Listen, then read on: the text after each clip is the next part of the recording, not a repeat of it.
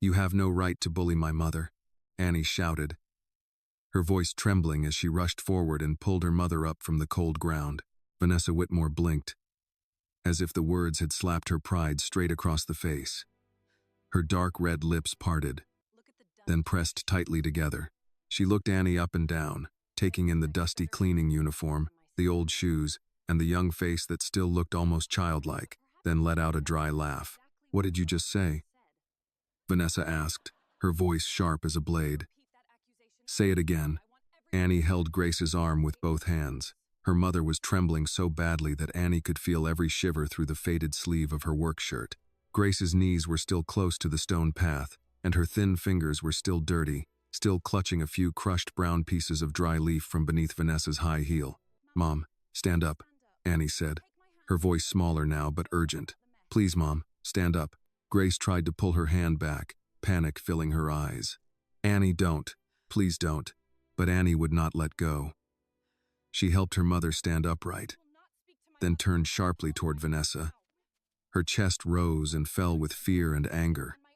Her voice still shook, but every word came out clearly. "I said you have no right to bully my mother." For one brief moment, the entire garden seemed to fall silent. Vanessa narrowed her eyes, then quickly regained her usual composure. She lifted one hand to her chest and gave a small gasp, as if she had been deeply wounded. "Oh my God," she said, turning toward the guests. "Did everyone hear that? What is happening here? Who did anything to your mother? Who bullied your mother?" Annie tightened her hold on her mother's hand. Vanessa let out a small, trembling laugh, the kind meant to invite the crowd to laugh with her. "I asked an employee to clean up the mess she caused." "Since when is that called bullying?" Annie's eyes burned, but she did not let a single tear fall. She knew that if she cried, Vanessa would turn that into another performance too. "My mother had already gathered those leaves," Annie said. "She had not had time to put them into the trash bin. The wind blew hard, and the leaves scattered. Then, and do you know how much this dress costs?" Vanessa cut in. Annie stopped. Vanessa turned to a young maid standing near the patio door. The girl wore a black maid's uniform and held a stack of neatly folded white napkins against her chest. Her name was Claire, and everyone in the house knew that Claire obeyed Vanessa faster than she could breathe. "Claire," Vanessa said, lifting the stained hem of her dress with 2 fingers, "tell this young girl what she is standing in front of." Claire hesitated.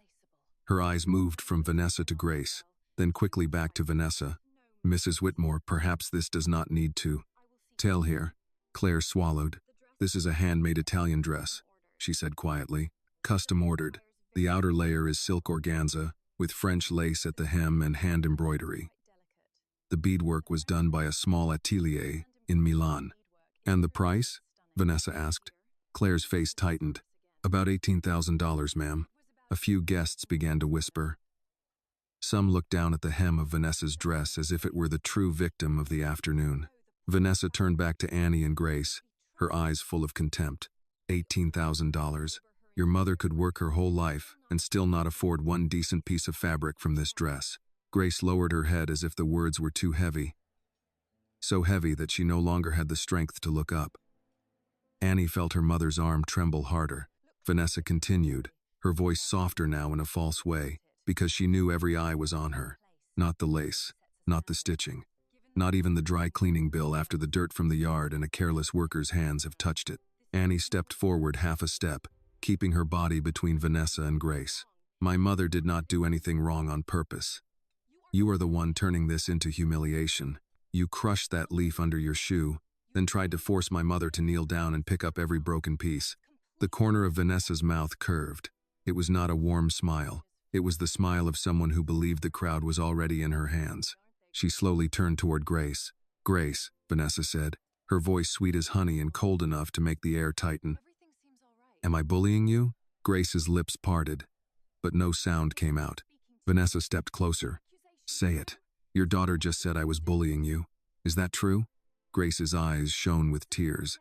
One hand clutched the front of her work shirt as if she let go, her whole body might collapse. "Mrs. Whitmore," she whispered, "I only want to clean it and get back to work. That was not the question." Vanessa tilted her head. "Am I bullying you?" Annie turned to her mother. pain breaking through her voice. Mom, you don't have to answer her. Vanessa snapped at once. I am asking Grace. Grace stood frozen in the crowded garden, but no one was truly standing with her. They were close enough to hear every breath, yet so far away that not a single hand reached out. Please, Grace said softly. I don't want to cause trouble. I'll take care of it. Vanessa lifted her chin toward the guests. You see, even she does not agree with her daughter. A silver-haired man holding a glass of bourbon gave a small nod. That girl is making things worse than they need to be. A woman in a pale blue hat added, Mrs. Whitmore has every right to be upset. That dress is clearly expensive. Another guest said, staff should be more careful during formal events. Near the buffet table, someone gave a quiet laugh. If you make a mess, you clean it up. That is how I was raised. Each comment landed on Grace like a small stone. She stood beside Annie with her shoulders drawn in, her already thin body seeming even smaller among the silk dresses, expensive suits, and self-satisfied smiles. Vanessa heard it all, and satisfaction brightened her face. There, Vanessa said. Reasonable people understand. Then she suddenly raised her hand, as if remembering an even greater offense. And that is not all, she said, deliberately raising her voice so the guests at the far tables could hear. The dry leaves your mother left behind did not only blow onto my dress, they also blew into the food for my guests. How do you explain that? She pointed toward the buffet table. A dry leaf lay beside the tray of pecan tarts. Another had caught near the edge of a white porcelain plate. They were small and harmless, but in Vanessa's voice, they became evidence of an unforgivable crime. Look at that, she cried. The food I prepared for my guests has been dirtied by leaves from the yard, all because Grace could not do one simple thing correctly. Grace's face tightened with shame. Mrs. Whitmore, I'm sorry. I was going to clean it right away. Annie had the trash bin. The wind came up so fast, I did not have time to. Vanessa turned her back on her and addressed the guests, as if the garden had become a courtroom and she was the victim being surrounded by people beneath her. Do you all see what I have to endure? I host a charity luncheon in my own home, and somehow, I am the one being attacked. Annie shook her head. No one is attacking you. Vanessa covered her mouth with both hands, her eyes widening dramatically. Oh, so I'm imagining it now? First your mother stains my dress and lets leaves blow into my food, then you raise your voice at me in front of my guests. But I'm the bully? She looked around, searching for sympathy like an actress, who knew exactly what her audience wanted to hear. Please, someone tell me. Am I bullying them? Or are they bullying me? The question was twisted and hard to listen to, but Vanessa said it in a trembling, wounded, falsely gentle voice, and a few guests immediately stepped into the role she had prepared for them. Of course not, Vanessa, the woman in the pale blue hat said. You have been more patient than most people would be. The silver-haired man nodded again. If anyone spoke to my wife like that in my own home, I would have them thrown out. A woman near the lemonade table sighed. Mrs. Whitmore is the hostess. At the very least, there should be respect. And that poor dress, another guest added. I would be upset too if I were in her place. Vanessa's shoulders relaxed. She drew in a trembling breath and dabbed beneath her eyes with her fingertips, careful enough not to smear her makeup even while pretending to cry. Thank you, she whispered, just loud enough for Annie to hear. At least some people still know fairness when they see it. Annie looked at the tables covered in white cloth, the silver trays of food, and the faces turning away from her mother. The food was defended. The dress was pitied. Vanessa's pride had found many voices. Only Grace's dignity stood there unprotected, with nothing to shield it except Annie's trembling hand on her arm. My mother is not here for your entertainment, Annie said. She is not here for you to humiliate. The smile vanished from Vanessa's face. Your mother works here because my husband allows it. Grace took in a deep breath, as if that one sentence was enough to make her think of rent, bills, Annie's meals, and everything she could lose. Annie felt her face grow hot. Her throat tightened, but she forced her voice to stay calm enough for everyone to hear. My mother works here because she has earned this job. 12 years. Rain. Holidays. Late nights. Early mornings. She understands this house better than you do. Anger flashed in Vanessa's eyes. How dare you? How dare you? Annie answered, her voice shaking more this time, but her gaze never dropped. How dare you turn a gust of wind into a reason to crush my mother in front of everyone? Vanessa froze. At first, Vanessa only pressed her lips together, then her chin lifted, and her eyes moved past Annie toward the guests, as if she were checking who had witnessed this, who was still on her side, and who might repeat the story after the party ended. Grace could still feel Annie's hand gripping her arm. The hold was warm, firm, and frightening. Grace only wanted to pull her daughter behind her, apologize to everyone, bend down and clean up every piece of leaf, scrub the walkway, and if necessary, offer to pay for the dress in tiny installments over the next 10 years. Anything to keep this job.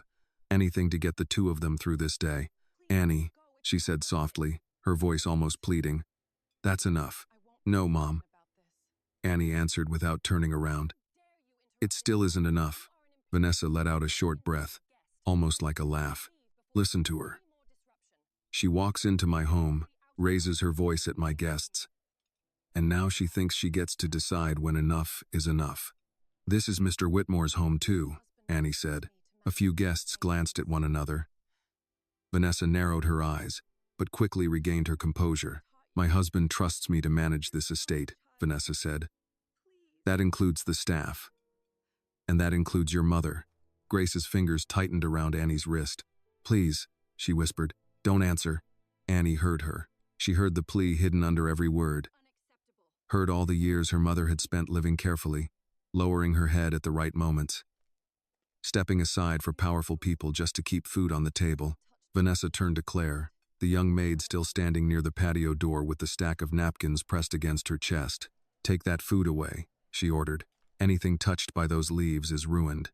Claire moved at once, though her hands were still trembling. Yes, ma'am. Grace instinctively stepped forward. I can help with that.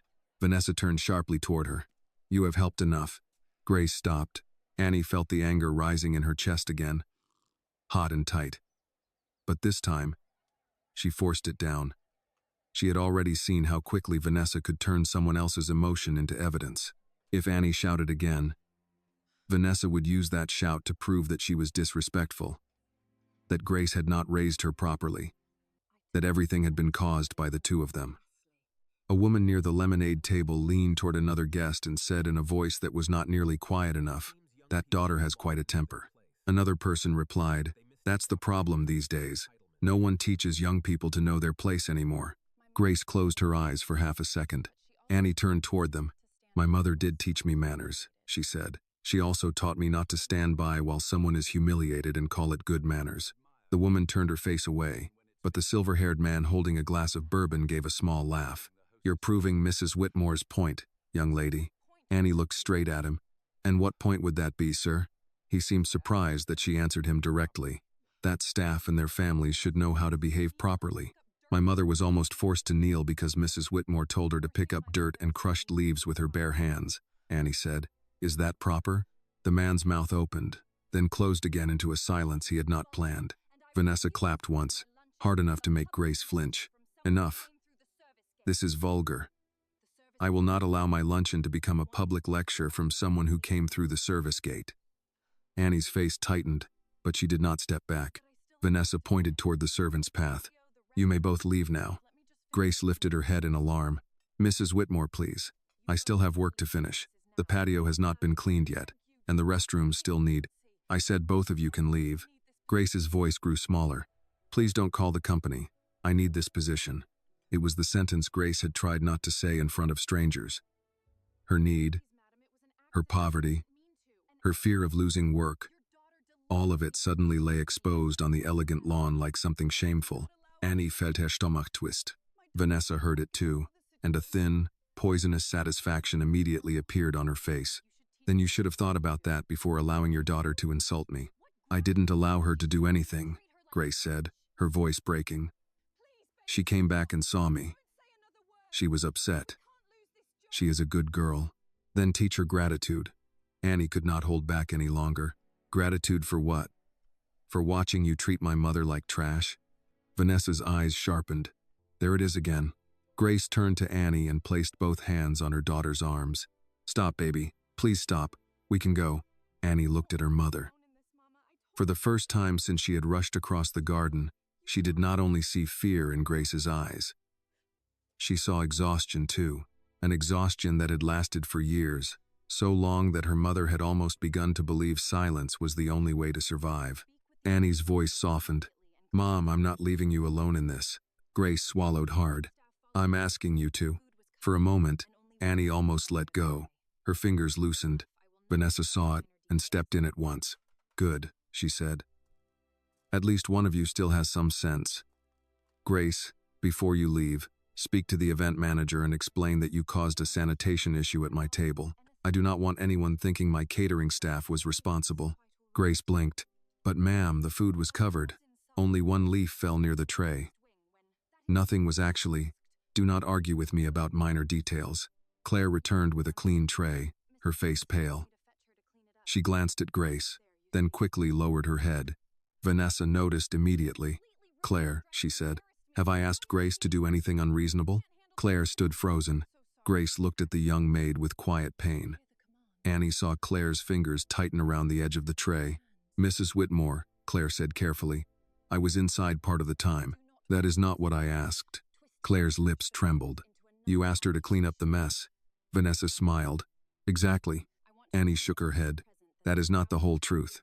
Vanessa raised her voice. "The truth is that your mother failed to do her job. My guests were affected. My dress was stained. And now you are trying to make me look cruel simply because the consequences make you uncomfortable." Grace whispered, "Annie, please." Annie looked at Claire. "You heard her say with her hands, didn't you?" Claire's eyes filled with fear. She did not answer. Vanessa stepped closer to Annie. "Do not pressure my staff." A short, bitter breath escaped Annie, almost too quiet to be called a laugh. "Your staff?" "Yes," Vanessa said. "My staff, my house, my event." Grace lowered her gaze to the ground again, and in that moment, Annie understood why her mother had stayed silent for so long. It was not because Grace did not know the truth. It was not because she was not hurt. It was because people like Vanessa knew how to wrap the truth in money, status, witnesses, and fear until speaking one honest sentence felt like stepping off the edge of a cliff. Annie took a deep breath. "Then let's wait for Mr. Whitmore." Vanessa's expression shifted. Only for an instant, but Annie saw it. "We do not need to drag my husband into a household matter," Vanessa said. "If it is only a small matter, he can hear it." Vanessa's voice dropped. "You have no right to demand anything." "I am not asking for anything for myself," Annie said. "I am asking for one person to listen before everyone decides my mother is guilty." Vanessa looked toward the mansion, then back at the crowd. "Richard is busy with donors." "Then we will wait," Annie said. Grace gripped her arm tightly. "No, we will not. Annie, I can't lose this." Annie turned to her mother. "Mom, you already lost something today. I saw it, and I will not pretend I didn't." Grace's eyes filled with tears again. "You don't understand what it costs to stand up." "I do," Annie said softly. "I'm watching you pay the price for staying down for too long." The word struck Grace like a blow. She looked at Annie, and in that moment, the garden, the guests, the expensive dress, and the crushed leaves seemed to disappear from her face. All that remained was a mother looking at her daughter, frightened, heartbroken, and suddenly aware that the child she had tried to protect for so many years had grown up inside her silence. If this moment between Annie and her mother touched your heart, please like this video. Comment where you are watching from because someone near you may be watching this story too. And do not forget to subscribe to the channel for more emotional and inspiring stories. Vanessa broke the moment. "How touching. Are the two of you finished?" Annie turned back, but before she could answer, a low male voice came from the path beside the rose beds. "Mrs. Whitmore?" It was Samuel, the elderly gardener who had worked on the estate nearly as long as Grace had. He held his hat in one hand, while the other rested on the handle of his rake. His face was lined by sun, wind, and years of outdoor labor. Vanessa frowned. "Samuel, this does not concern you." Samuel gave one respectful nod, but he did not step back. "Ma'am, I was near the fence when the wind came through." Vanessa pressed her lips together. "And?" Samuel looked at Grace first, his eyes full of quiet regret for having stayed silent this long. Mrs. Grace had gathered the leaves neatly. The wind took them before the bin was brought over. A few guests began shifting on their feet, their earlier confidence no longer as steady.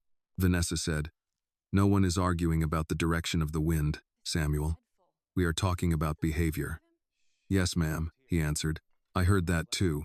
Vanessa's face hardened. Annie stood still. Grace almost stopped breathing. Samuel swallowed, then continued. I heard you tell her to pick up the pieces with her hands. Vanessa's expression turned cold. You should be extremely careful about what you are saying. Samuel placed his hat back on his head. His voice remained low, but it was clear enough for the people near the buffet table to hear. Yes, ma'am. That is why I am saying it plainly. Grace covered her mouth with one hand. Tears spilled over, not from shame this time, but because someone else had finally dared to say that she had not imagined the humiliation. Vanessa glanced toward the mansion again. The glow of victory on her face had almost completely faded, and right then, from behind the open grand doors, footsteps began to sound, slowly approaching the patio. The footsteps reached the patio before anyone could decide whether to keep pretending. Richard Whitmore stepped out through the open doors with a phone in one hand and his reading glasses in the other. He had the look of a man pulled from a private conversation into something he did not yet understand. His dark suit was neat, his tie still straight, but his attention moved quickly from Vanessa's damp cheeks to the guests gathered in a half circle, then to Grace standing beside Annie with one hand pressed against her mouth. What happened? Richard asked. Vanessa went to him before anyone else could speak. She moved fast, but not so fast that it looked desperate. Her hand found his sleeve, and her voice softened into the careful hurt she used when she wanted people to lean toward her. Richard, I'm so glad you're here, she said. This has gotten completely out of hand. Annie felt Grace stiffen beside her. Richard looked down at Vanessa's dress. Are you hurt? No, but look at me. Vanessa lifted the hem just enough to show the dust and bits of leaf caught in the lace. Grace left leaves all over the walkway. The wind threw them onto my dress and the buffet table. I asked her to clean it, and her daughter started shouting at me like I had done something terrible. Samuel shifted near the rose beds, but he did not interrupt. Richard looked at Annie. You were shouting? Annie swallowed. She knew how it sounded when a wealthy woman said it first. She knew how the story changed depending on who had the better dress, the cleaner hands, the larger house. Yes, sir, she said. I raised my voice. Grace whispered, Annie, but I didn't start this, Annie continued. Vanessa gave a wounded laugh. There, you hear that tone? This is what I've been dealing with. Richard lifted one hand slightly, not harsh, but enough to stop her. Let her finish. Vanessa's face tightened. Annie kept one hand around her mother's arm. My mother swept the leaves into a pile. I went to bring the bin. The wind blew some leaves across the garden. Mrs. Whitmore got angry about her dress. Then she crushed one of the leaves under her shoe and told my mother to pick up every piece by hand. That is not true, Vanessa said at once. It is, Samuel said. Every face turned toward him again. Richard's brow lowered. Samuel? Samuel took off his cap. Sir, I was by the hedges. I saw Mrs. Johnson had the leaves piled neat. Wind came hard from the river. I heard Mrs. Whitmore tell her to pick up the pieces by hand. Vanessa turned on him. You heard part of a conversation and decided to make yourself important. Samuel's jaw worked once, but he stayed calm. No, ma'am. I decided to answer Mr. Whitmore. A few guests looked uneasy now. The same people who had defended Vanessa minutes earlier shifted their weight, studied their glasses, adjusted hats that did not need adjusting. Richard looked at Grace. His voice changed when he spoke to her. Grace, is that what happened? Grace's lips moved, but fear closed over the words. Annie felt it in the way her mother's arm trembled. Grace was not only answering a question, she was risking her job, her rent, her daughter's tuition money, the fragile balance that held their life together. Vanessa leaned toward her. Careful, Grace. Richard heard that. So did Annie. So did Samuel. Grace looked at the ground, then at the crushed leaf still scattered near Vanessa's heel. The wind moved the leaves, sir, she said quietly. I apologized. I was going to clean everything. Richard waited. Grace's voice grew thinner. Mrs. Whitmore told me to pick up the pieces. By hand? Richard asked. Grace closed her eyes for a moment. Yes, sir. Vanessa pulled back as if Grace had betrayed her. Unbelievable. Richard turned to his wife. Did you tell her to get on her knees? I told her to clean what she caused. That isn't what I asked. Vanessa's eyes shone again, but this time the tears looked less certain. Richard, this is humiliating. I have guests here, donors, friends, your mother's old circle. And you're interrogating me over leaves? An older guest coughed into his hand. Someone near the buffet set down a glass too loudly. Richard did not look away from Vanessa. I'm asking why Grace was nearly on the ground. She was being dramatic. Grace flinched. Annie stepped forward. No, she wasn't. She was scared. Of what? Vanessa snapped. Doing her job? Of you, Annie said. Vanessa's face went cold. Richard looked from Annie to Grace. Grace? Grace did not answer right away. The garden waited, not with sympathy exactly, but with pressure. It pressed from every side. The guests, the staff, the wealth, the old name engraved on the silver trays and printed on the invitation cards. Finally, Grace said, I was afraid of losing my position. Richard's expression shifted. Because of leaves? Grace gave a small, painful shake of her head. Because Mrs. Whitmore said she would call the company before, not today, other times. I didn't want to disappoint anyone. Vanessa's voice sharpened. Other times? Now we're inventing a history? Samuel looked down. Claire, still holding the tray near the patio doors, took one step back, then stopped. Richard noticed. Claire. The young maid looked as though she wished the ground would open beneath her. Yes, sir? Have there been other times? Vanessa turned toward her. Claire, remember who signs the household requests. Richard's voice came lower. Claire. Answer me. Claire swallowed. Mrs. Whitmore can be exacting. That's not an answer. Claire's eyes flicked to Grace. She speaks differently when you're not nearby, sir. A sound moved through the guests. Soft but real. Vanessa's cheeks colored. This is absurd, Vanessa said. I expect standards. That is not cruelty. Margaret Whitmore had not yet come down from the balcony, but her presence above them seemed to weigh over the garden. Richard glanced upward, as if he sensed her there. Then back to Vanessa. Standards don't require humiliation, he said. Vanessa's laugh was sharp. So now I'm cruel because I don't want dirty leaves in my food? Annie answered before Richard could. No. You're cruel because you wanted my mother on her knees. Grace touched Annie's arm again, but this time she did not pull her back. Vanessa looked at Grace. Are you going to let her keep speaking for you? Grace breathed in slowly. Something inside her seemed to bend, then hold. Her voice was still soft, but it did not break. She's speaking because I was too afraid to. The garden tightened around those words. Richard's face changed again, and this time even Vanessa saw it. His confusion was gone. In its place came something quieter and heavier. He looked at the crushed leaf, the marked dress, the plates on the buffet table, the guests who had found excuses before they found courage. Then he looked at Grace's hands. Grace, he said, how long have you worked for this family? 12 years, sir. In 12 years, have I ever known you to be careless? No, sir. Have you ever lied to me? No, sir. Vanessa stepped in. Richard, you cannot be serious. You're taking their side in front of everyone? Richard turned to her. I'm trying to find the truth. The truth is that my dress is damaged, my luncheon is disrupted, and your employee's daughter is insulting me on our lawn. Annie almost answered, but Grace's hand gently tightened over hers. Not to silence her this time.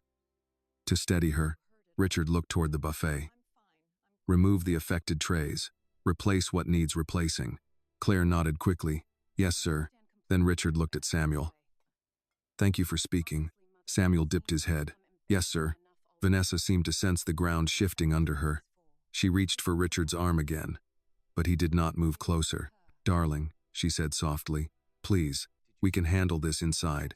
Don't let them embarrass me any further. Grace lowered her eyes, but Annie saw her mother's face. Pain, fear, and something else now. A small piece of relief, almost too fragile to name. Richard spoke without raising his voice. No one here is going inside until I understand why a woman who has served this family faithfully for 12 years was ordered toward the dirt at my wife's party.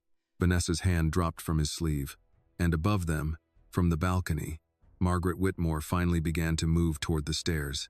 Margaret Whitmore did not hurry.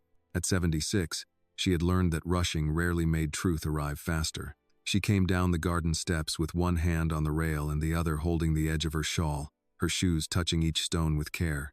Yet every guest made room before she reached them. Some stepped aside out of respect. Others did it because they knew what her name still meant in Charleston. Richard turned when he heard the movement behind him. "Mother." Margaret did not answer him first. Her eyes went to Grace. "Grace," she said gently, "are you hurt?" Grace shook her head too quickly. "No, ma'am. I'm all right." Margaret's face tightened. "That is not what I asked, but I understand why you answered that way." Vanessa let out a small, impatient breath. "Margaret, please. This has already become embarrassing enough." Margaret finally looked at her. "Embarrassing for whom?" Vanessa's posture stiffened. "For this family." "No," Margaret said. "For you." The words were quiet, but they carried across the patio. A few guests lowered their eyes. One woman near the lemonade table reached for her purse, as if deciding whether leaving would be wiser than staying. Richard looked between his mother and Vanessa. "You saw what happened?" "I saw enough," Margaret said. "And I heard more than enough." Vanessa gave a brittle laugh. "From the balcony? Through the wind and all this noise? You cannot possibly claim you heard every word. I heard you order Grace to pick up the leaf pieces by hand." Vanessa's face lost color. Margaret continued, "I saw you crush the leaf first. That part matters." The garden held its breath in pieces. A glass clinked against a table. Somewhere beyond the hedges, a car passed on the long driveway and faded away. Richard turned fully toward Vanessa. "You crushed it?" Vanessa lifted both hands. "I stepped on a leaf, Richard." "Are we now putting fallen leaves on trial?" "You crushed it after the wind blew the others onto your dress," Margaret said. "Then you made that broken leaf the excuse." Vanessa's mouth tightened. "I asked for accountability." "No," Annie said before she could stop herself. "You asked for a show." Grace touched Annie's arm, but gently this time, not to silence her, to remind her she was there. Vanessa swung toward Annie. "You have spoken enough." Margaret stepped between the sound of that command and the two women it was meant to strike. "So have you, Vanessa." Richard's jaw flexed. He looked at Grace again. "Why didn't you tell me before?" Grace's answer came small. "It wasn't my place, sir." Margaret closed her eyes for half a second, and when she opened them, there was pain in them. "That sentence has covered too much cruelty in this world." Vanessa snapped. "Cruelty? This is ridiculous. I am being painted as some monster because I expected a hired woman to clean after herself." Grace flinched at hired woman, but she stayed upright. Richard heard it. Annie could tell. He asked, "Is that what Grace is to you?" Vanessa blinked. "What?" "A hired woman. She is staff. She has a name." Vanessa's eyes moved around the garden, searching for the safest answer. "Of course she has a name." "Then use it," Richard said. The simple command seemed to unsettle her more than a louder accusation would have. Vanessa's fingers tightened around the hem of her dress. "Grace," she said, as if the name tasted bitter in her mouth, "made a mistake." Samuel spoke from near the rose beds. "Wynne made the mistake, ma'am. If we're naming things proper." A few people shifted, and one man hit a cough that sounded too much like a laugh. Vanessa cut him with a look. Richard turned to Samuel. "Were the leaves piled in the walkway?" "No, sir," Samuel said. "Off to the side. Neat pile. I saw it before the wind hit." "And the food?" Claire answered before Vanessa could stop her. "Only 2 trays were near it, sir. I already had them removed. Nothing was served from those trays after the leaves fell." Vanessa's face sharpened. "Claire." Claire held the empty tray against her apron. Her voice was quiet, but she did not take it back. "That's what happened, ma'am." Richard breathed out slowly. It was not relief. It was the sound of a man realizing the facts had been smaller than the humiliation built around them. Margaret looked at the guests. "I wonder how many of you saw the same thing and found it more comfortable to discuss the price of a dress." No one answered. The woman in the pale blue hat looked down at her plate. The silver-haired man set his bourbon on a nearby table without drinking from it. The guest who had mentioned respect suddenly became very interested in the grass near her shoes. Vanessa's eyes filled again. This time the tears did not come as smoothly. "So this is what we're doing? We're humiliating me now?" Annie gave a bitter little breath. You still think this is about you? Richard looked at Annie, not with anger, but with a tired attention. Annie. She stopped. Her mouth pressed closed. She had said enough for the moment, and she knew it. The last thing she wanted was to give Vanessa another way to twist the truth. Richard turned to Grace. Did my wife threaten your job today? Grace swallowed. Not exactly today, sir. Has she before? Vanessa cut in. Richard, this is absurd. Every household has standards. If staff cannot meet them. Grace, Richard said, keeping his eyes on her. Has she threatened your job before? Grace's hand tightened around Annie's. Yes, sir. Vanessa stared at her. After everything I've tolerated from you? Grace's voice shook, but she kept speaking. You told me last month that women like me should be grateful for steady work. You said if I made you repeat instructions, you would ask the agency to send someone who knew her limits. A soft sound moved through the guests. Richard's face hardened. You said that? Vanessa's voice rose. I might have said something about professionalism. Margaret looked at her son. She said more than that. Vanessa turned sharply. You were not there every time. No, Margaret said. But I have lived long enough to recognize the pattern from one clear example. Grace looked as if the ground beneath her had shifted. For years, she had carried these moments alone, folding them into herself before going home, washing her hands, and asking Annie about dinner. Now they were being spoken in the open, and each word seemed to hurt and free her at the same time. Richard's phone buzzed in his hand. He silenced it without looking. Vanessa, he said, apologize to Grace. Vanessa went still. Excuse me? Apologize? In front of all these people? Yes. Her laugh came out thin. You cannot be serious. I am. Vanessa looked at Margaret, then at the guests, then back at Richard. For the first time that afternoon, she seemed to understand that the crowd might not save her. She turned toward Grace, but her chin remained high. I am sorry if you felt embarrassed. Margaret's voice cut in. That is not an apology. Richard said nothing, but his face agreed. Vanessa's eyes flashed with humiliation. Fine. She faced Grace again. I am sorry. I embarrassed you. Grace did not answer. She seemed unsure whether she was allowed to accept or refuse. Annie spoke quietly. You didn't just embarrass her. Vanessa looked at her with open dislike. I am not apologizing to you. Richard said, You will. The words changed the air more than any shout could have. Vanessa stared at him. Richard, you ordered her mother toward the dirt. Annie had every reason to stop you. Annie's throat tightened, but she kept her face steady. Vanessa looked from husband to wife, from guests to staff, then to Margaret. The shawl around Margaret's shoulders moved slightly in the breeze. She looked frail in body, but not in judgment. I'm sorry, Vanessa said to Annie, each word forced, for upsetting you. Annie shook her head once. You didn't upset me. You showed me who you are. A few guests drew in breath, but no one defended Vanessa this time. Richard looked at the crushed leaf, then at Grace's hands, then at his wife. This party is over. Vanessa's head snapped toward him. You don't mean that. I do. But the donors, they can go home. Richard, don't be foolish. Margaret said, Careful, Vanessa. That single word seemed to strike the last support from under her. Vanessa looked around and saw the truth at last. The guests were no longer her audience. They were witnesses. Richard turned to Claire. Please tell the caterers to begin packing. No one from the staff is to discuss job consequences with Mrs. Whitmore. If there are questions, they come to me. Claire nodded, relief passing quickly across her face. Yes, sir. He turned to Samuel. Close the garden gate after the guests leave. Yes, sir. Grace finally found her voice. Mr. Whitmore, I'm sorry for the party. I never wanted. Richard stopped her softly. Grace, don't apologize for what you didn't do. The words almost undid her. Annie felt her mother lean closer, not falling, just needing 1 second of support. Vanessa saw it and looked away, her mouth tight with anger.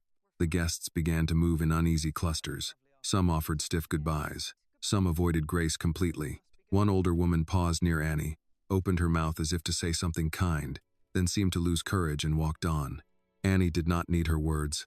She kept holding her mother's hand. As the garden emptied, the crushed leaf remained on the path, no larger than it had been before. But now everyone had seen what Vanessa had tried to build from it. Not a complaint, not a cleaning issue, a lesson in power, and it had failed. The last guests left through the garden gate in lowered voices, carrying purses, folded programs, and the discomfort of people who had seen too much but had not done enough. The band packed its instruments without speaking. Caterers moved through the lawn with quiet efficiency, lifting trays, folding linen, stacking glasses into crates. The air still smelled of lemon cake, river wind, and the crushed leaf on the path. Grace stood near the stone walkway with Annie beside her, not sure whether she should stay, leave, or find a broom and begin cleaning as if the afternoon could be swept back into order. Her body knew work better than rest. Even after being humiliated, her first instinct was to make herself useful. "I should help Claire with the tables," Grace said softly. Annie turned to her. "Mama." "No, baby, I'm still on the clock. You were almost on your knees." Grace looked away. That simple sentence did what all the shouting had not. It brought the whole weight of the afternoon back into her face. Annie regretted the pain in it, but not the truth. She loosened her voice. "I'm sorry," she said. "I just don't want you acting like none of this happened." Grace rubbed her hands together, trying to remove dirt that was not really there. "I don't know what else to do." Across the patio, Vanessa stood near the fountain with Richard. Margaret had gone inside to rest, though not before touching Grace's shoulder and telling her, "Do not leave until Richard speaks to you properly." Vanessa's dress still had dust on the hem, but she had stopped pretending to cry. Her face was pale with anger now, controlled but burning. "This was unnecessary," Vanessa said to Richard. "You could have handled it privately." Richard looked toward the workers clearing the tables. "You made it public when you ordered Grace toward the ground in front of guests. I told her to clean. You told her to kneel." Vanessa crossed her arms. "You are choosing their version because your mother made a scene. My mother told the truth. She embarrassed me. You embarrassed yourself." Vanessa's mouth tightened. For a second, there was no soft voice, no wounded hostess, no careful tears. "Do you understand what people will say? They'll say you let an employee and her daughter talk down to your wife in your own garden." Richard's eyes moved to Grace and Annie. Grace stood with her shoulders drawn in, still waiting for permission to breathe. Annie stood beside her like a guard with no armor, only resolve. "No," Richard said. "They'll say my wife forgot what kind of house this is supposed to be." Vanessa laughed once. "Your house? I have spent months making this estate presentable again. Your mother let the place grow old, and you know it. I brought life back here. You brought fear into it." The words landed between them. Vanessa looked at him as if he had crossed a line she did not know he could cross. "Be careful, Richard." He gave a tired smile without warmth. "That's the second time someone in this family has had to hear that word today. Maybe we have all been careful too long." She stepped closer and lowered her voice. "Do not let that girl make you foolish." Richard's face changed. "Do not call Annie that girl." Vanessa rolled her eyes. "Fine, Annie. The daughter of the woman who let leaves blow over my luncheon. She defended her mother. She humiliated me." Richard was quiet for a moment. When he spoke again, his voice was lower. "You still don't see the difference." Near the tables, Claire dropped a fork into a crate by accident. The sound small but sharp. She flinched before anyone scolded her. Grace noticed and started toward her, but Annie caught her hand. "Mama." Grace stopped. Claire looked over and gave Grace a tiny shake of her head, as if to say, "Don't come over. Not now. Save yourself." Grace's eyes filled again, but she blinked the tears back.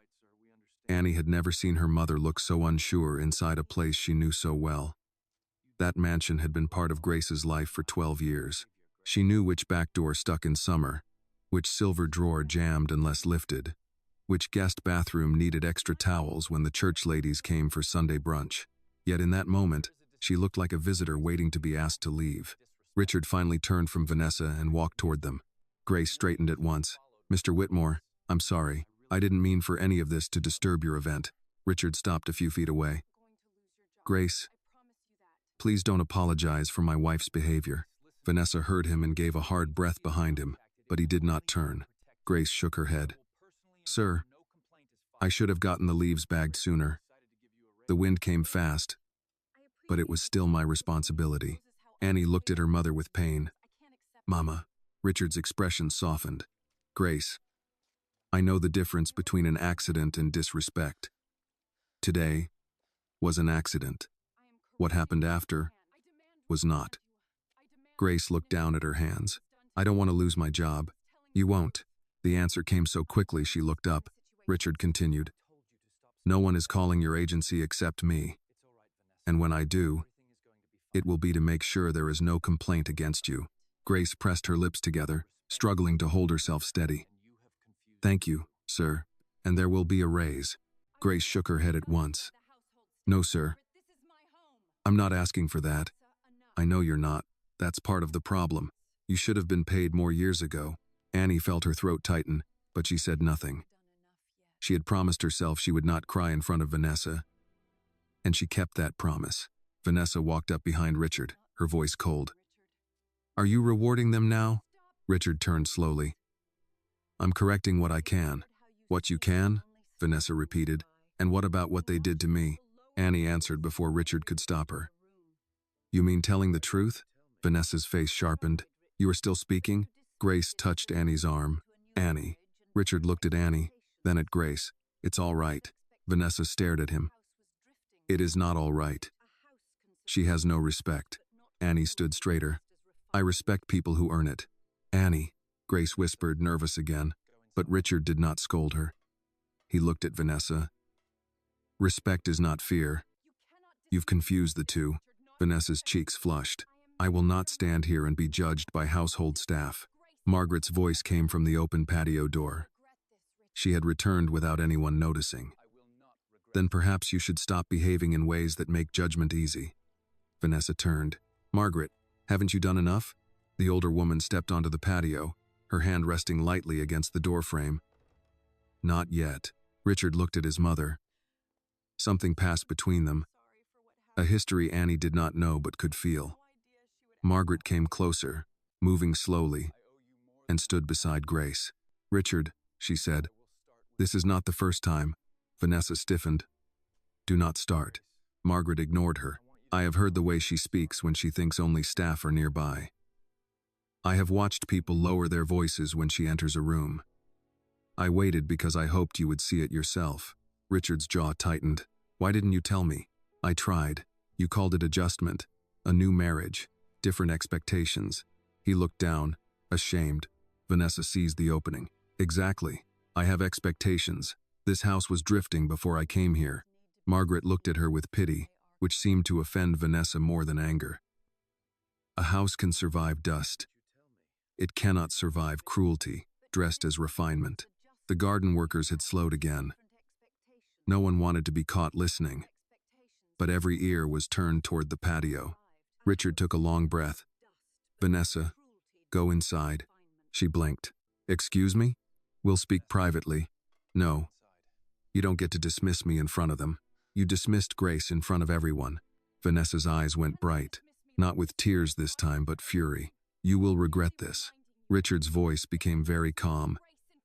Maybe, but I will not regret stopping it. For once, Vanessa had no ready answer. She looked at the staff, the half-cleared tables, the woman she had tried to put on the ground, and the daughter who had pulled her up.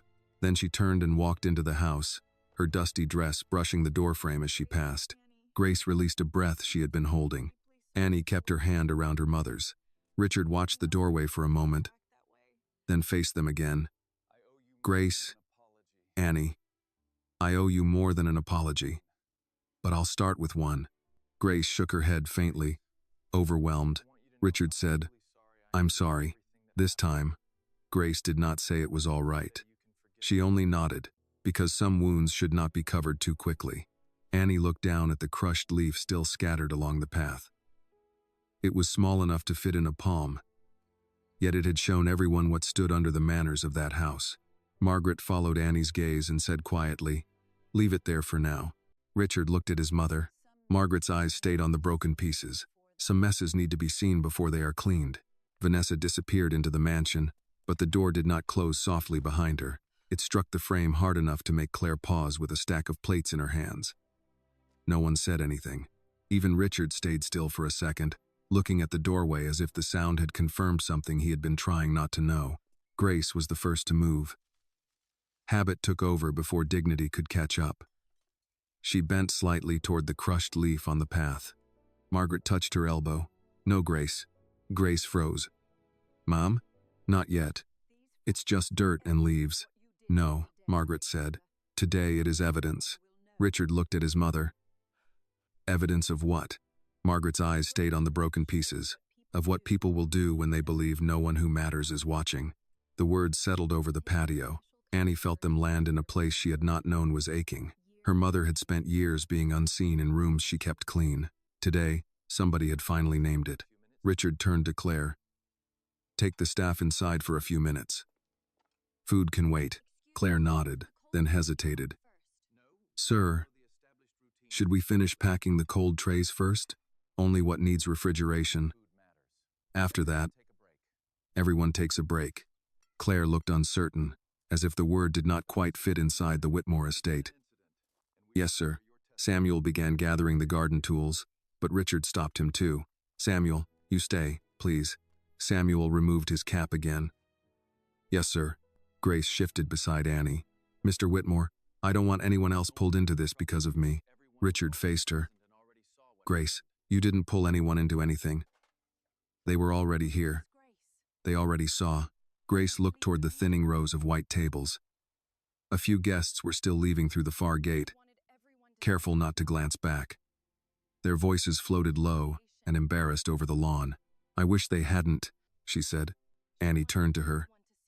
"Mama." She wanted them to see. Grace did not answer, but her eyes moved to the ground. Richard heard Annie. "That's what I'm starting to understand." Margaret looked at him with a sadness sharpened by age. "Starting is late, Richard, but late is better than never." He accepted that without defense. "I know."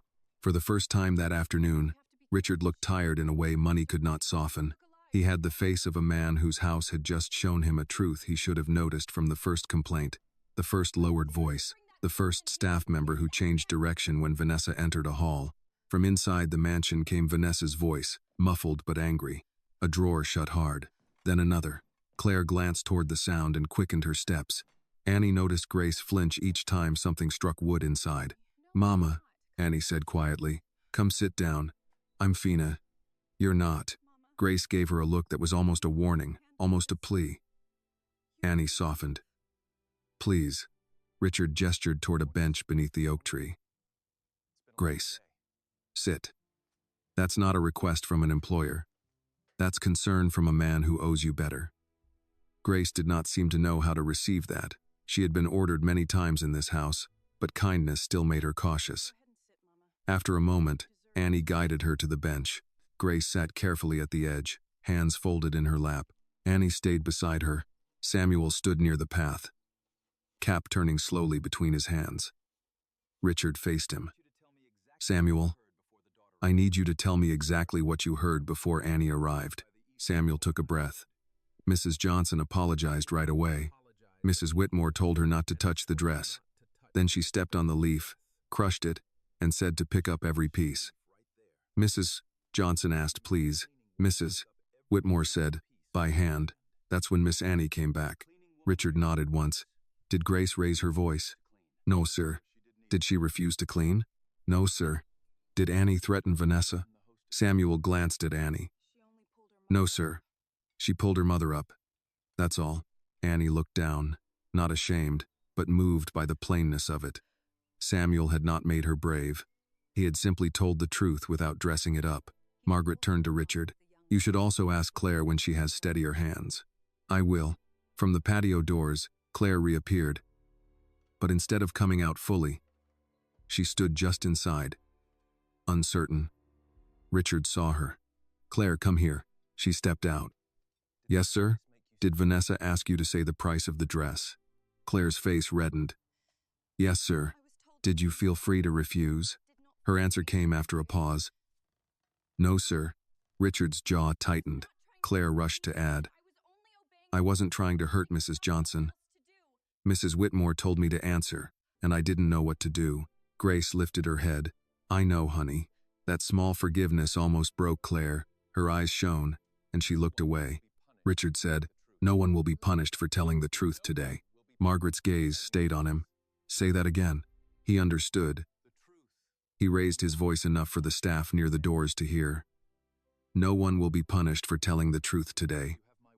Not by Vanessa. Not by the agency. Not by me. Inside, the house seemed to grow quieter. Grace exhaled. Annie felt her own shoulders loosen, though only a little. Promises from powerful people were still promises from powerful people. She wanted to believe Richard, but she had watched her mother depend on too many polite words that disappeared when bills arrived. Richard seemed to read some of that doubt. Annie, he said, you don't trust me. Grace stiffened. Sir, it's all right, Richard said. She shouldn't. Not yet. Annie met his eyes. My mother was almost on the ground in your garden. The sentence struck him. He nodded slowly. Yes. And everyone waited until it got ugly. Yes. So no, sir. I don't trust this house yet. Grace whispered. Annie. Richard lifted a hand gently. She's earned the right to say that. Margaret looked at Annie with quiet approval. Truth sounds impolite to people who have been comfortable too long. Samuel murmured, Amen, then seemed embarrassed and looked down. For the first time, a faint smile touched Grace's mouth, small and tired but real. The patio door opened again. Vanessa stood there, no longer trying to look wounded. She had changed nothing except her expression. The dress was still marked. The hem still carried the evidence she had tried to turn into a crown of injury. I need to speak with my husband, she said. Richard did not move toward her. You can speak here. Vanessa's eyes swept over Grace, Annie, Samuel, Claire, and Margaret. Not in front of them.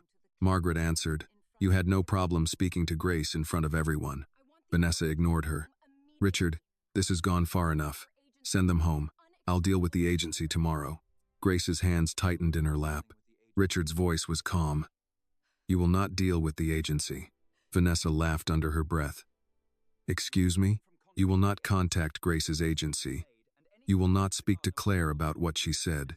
You will not threaten Samuel. And you will not give orders to any member of this staff until I decide what happens next. Vanessa stared at him. Until you decide? Yes. This is my home. Richard looked toward the garden, the staff, his mother, then back at Vanessa. No. It is the Whitmore home. And today you forgot what that name is supposed to mean. Her face twisted. Do not lecture me about your family name. I have done more for your social standing in 6 months than this tired old property did in years. Margaret's face went still. Richard stepped closer, not threatening, but final. Go inside, Vanessa. No. Go inside. Vanessa's voice lowered. You are choosing them over me. Richard glanced at Grace, who looked as if she wanted to vanish from the bench. Then he looked at Annie, whose hand rested protectively over her mother's. Finally, he looked back at his wife. I am choosing to stop pretending this is acceptable. Vanessa's lips parted, but for once she had no polished answer. Margaret moved beside Richard. Vanessa, there is a difference between being embarrassed and being exposed. You are feeling the second one. Vanessa looked at her with hatred she did not bother to hide.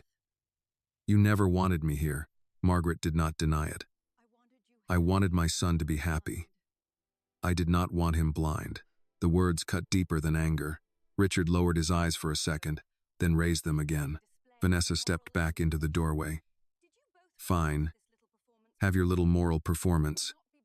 But when people ask why this luncheon ended early, I will not be the one blamed. Richard said, Tell them the truth. She gave a sharp laugh. Your truth? The truth, Annie said quietly. Vanessa turned toward her, but Richard spoke before she could.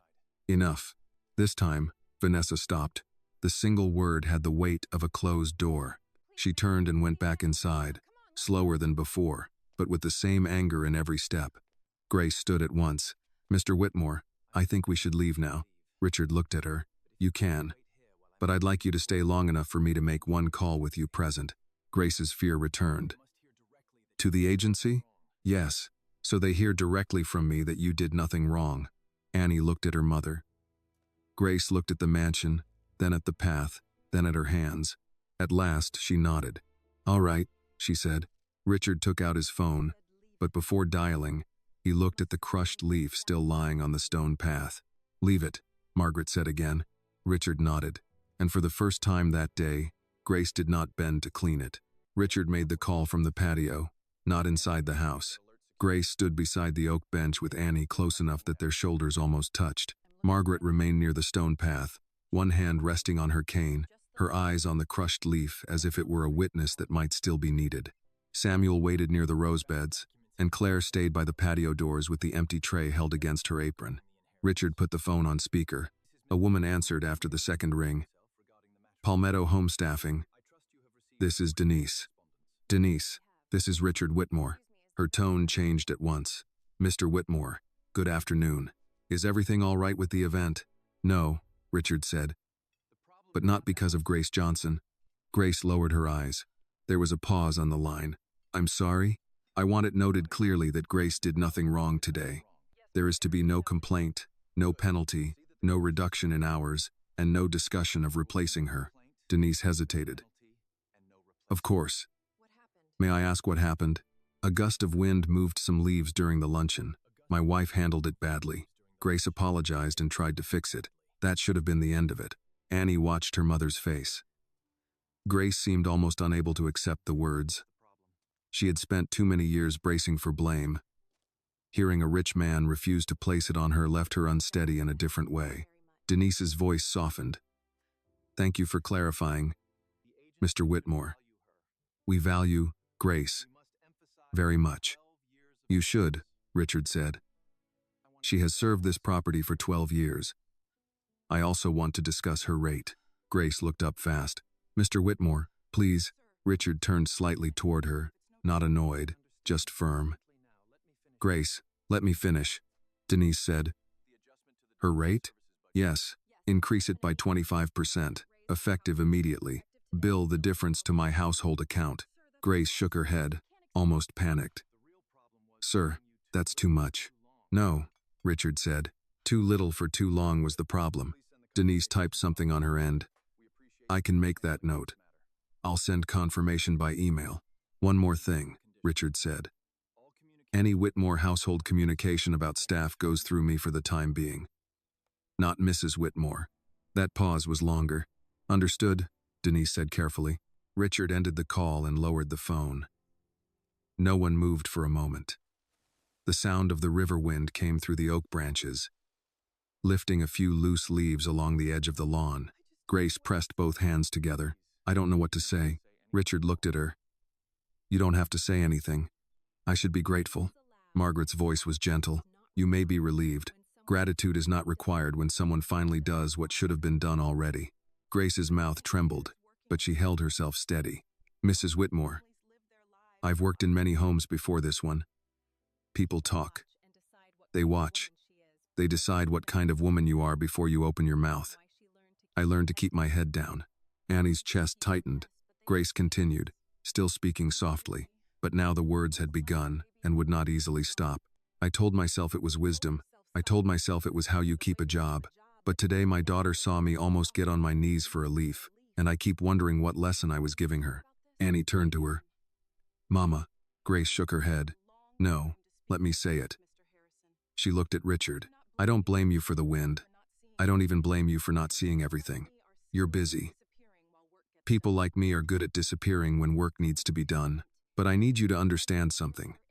When a woman like Mrs. Vanessa talks to me that way, it doesn't begin at that moment.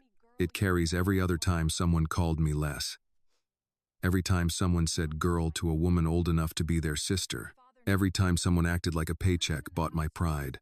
Richard listened without interrupting. His face had gone still, not defensive, not comfortable. Grace swallowed.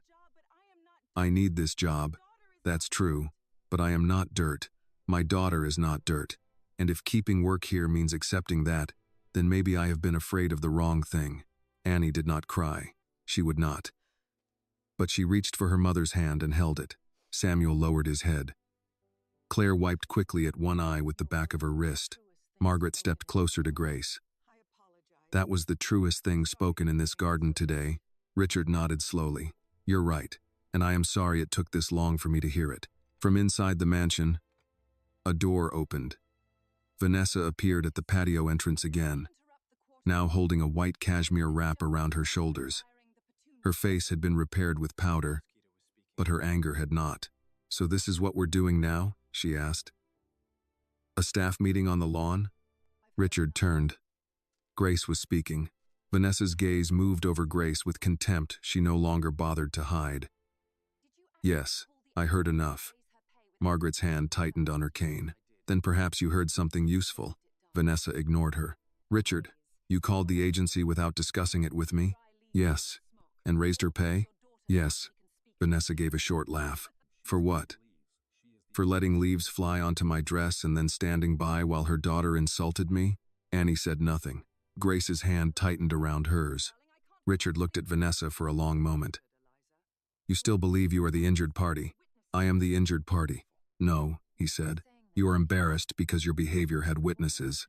Vanessa's eyes narrowed. "Be careful." Richard's voice stayed calm. "You keep saying that to people." "I wonder why." "Because apparently no one in this house understands consequence." Margaret gave a dry breath. "Oh, I think consequence has finally arrived." Vanessa turned toward her. "You're enjoying this." "No," Margaret said. "I am ashamed it was necessary." The words seemed to strike Richard more than Vanessa. He looked toward his mother, then at the estate around him. The tables being cleared, the staff moving carefully, Grace still standing near the bench with Annie holding her hand. His house looked the same, but Annie could tell he no longer saw it the same way. Vanessa stepped toward Richard. "Come inside." "Now." "We are not discussing our marriage in front of them." Richard did not move. "Our marriage is exactly why this happened in front of them." Her face paled. "What is that supposed to mean?" "It means I gave you authority in this home, and you used it to degrade people. I maintained standards. You created fear. I protected your name. You damaged it." Vanessa drew back as if he had been cruel. "After everything I've done for you socially, after the donors I brought in, the events I organized, the invitations your mother's old friends suddenly started accepting again because of me?" Margaret's expression cooled. "My old friends came for Richard's father's memory, not your table settings." Vanessa snapped. "Your old friends came because I made this place relevant again." Richard's voice dropped. "Enough." The word stopped her, but only briefly. "No," she said. "I will not be silenced by a housekeeper, her mouthy daughter, and an old woman who never accepted me." Annie felt Grace flinch at mouthy daughter, but Grace did not bow her head this time. Richard noticed. Something final moved through his face. "Apologize again," he said. Vanessa blinked. "I already did." "No. You performed an apology. Now give a real one." Vanessa looked at Grace and Annie as if Richard had asked her to step into mud. "You cannot force me to mean something." "No," Richard said, "but I can decide what your refusal means to me." The garden seemed to narrow around that sentence. Vanessa understood it too. Her voice became quieter. "Richard, apologize to Grace. Apologize to Annie. Without if. Without blaming the wind. Without mentioning the dress." For once, Vanessa looked uncertain. "Not sorry." Annie could see that clearly, but afraid of what she might lose. She turned toward Grace first. "Grace," she said, each syllable stiff. "I am sorry I ordered you to pick up the leaf pieces by hand." Grace did not answer. Vanessa's jaw tightened. "I am sorry I embarrassed you," Margaret said, humiliated. Vanessa glared at her, then forced the word out. "Humiliated you." Then she turned to Annie. "And I am sorry I dismissed your concern for your mother." Annie held her gaze. "You didn't dismiss my concern. You tried to make people think we were attacking you." Vanessa's face hardened again. "I apologized." Richard spoke before Annie could respond. "And now I know how little that cost you." Vanessa turned to him sharply. "What do you want from me?" Richard looked at the crushed leaf, then at Grace, then at Annie. "I wanted to believe I married a woman with dignity." Vanessa's lips parted. He continued, quieter now.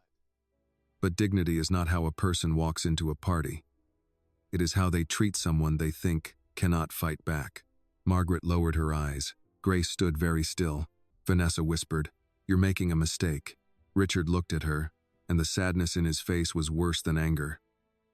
"No. I made it months ago. Today I finally saw it." Vanessa's hand went to the wedding ring on her finger. Richard noticed, and for the first time that afternoon, he looked away from it. The wind moved through the garden again, scattering a few dry leaves across the stone. No one bent down. Vanessa kept her fingers on the ring as if touching it could steady the world beneath her. Richard saw the movement and said nothing. That silence frightened her more than an argument would have. She knew how to handle anger. She could turn anger into tears, into offense, into a story where she had been wounded by everyone else's lack of gratitude. But Richard was not angry in the usual way. He looked as if he had finally stepped outside a room that had been filling with smoke, and only now understood how long he had been breathing it. "Richard," Vanessa said, her voice lower, "you don't want to do this in front of them." Grace shifted at once. "Mr. Whitmore, please, we can leave." "No," Richard said, not harshly. "You should not be the one leaving because Vanessa is uncomfortable." Vanessa's eyes cut toward Grace. "You see? You're enjoying this now." Grace's face went pale. "No, ma'am." Annie stepped in before her mother could shrink back. "She's not enjoying anything. She just wants to stop being punished for telling the truth." Vanessa laughed through her nose. "Truth. You keep using that word like you own it." Margaret's cane tapped once against the stone. "No one owns truth, Vanessa. That is why it frightens people who prefer control." Vanessa turned toward her. "You waited for this, didn't you? You stood on that balcony and watched. Because you wanted Richard to turn on me." Margaret's face did not change, but her hand tightened slightly around the cane. "I watched because I wanted to know whether what I suspected was true. It was worse." "You could have stopped it." "Yes," Margaret said, "and I will carry that. But do not confuse my delay with your innocence." Richard looked at his mother. There was pain in his eyes now, but he did not interrupt. Annie could tell this was not only about the leaf anymore. It had become about the kind of house the Whitmores had allowed themselves to become. Vanessa drew herself up. "Fine. Let us all pretend Grace is a saint. Let us pretend Annie is some brave little hero. Does anyone want to talk about the fact that I was shouted at, accused, and humiliated at my own event?" Samuel, still near the rose beds, spoke before anyone expected him to. "Mrs. Whitmore, you were corrected." Vanessa stared at him. "Excuse me?" He held his cap with both hands. "Being corrected ain't the same as being humiliated. I know the difference." A few staff members near the service doors stopped moving.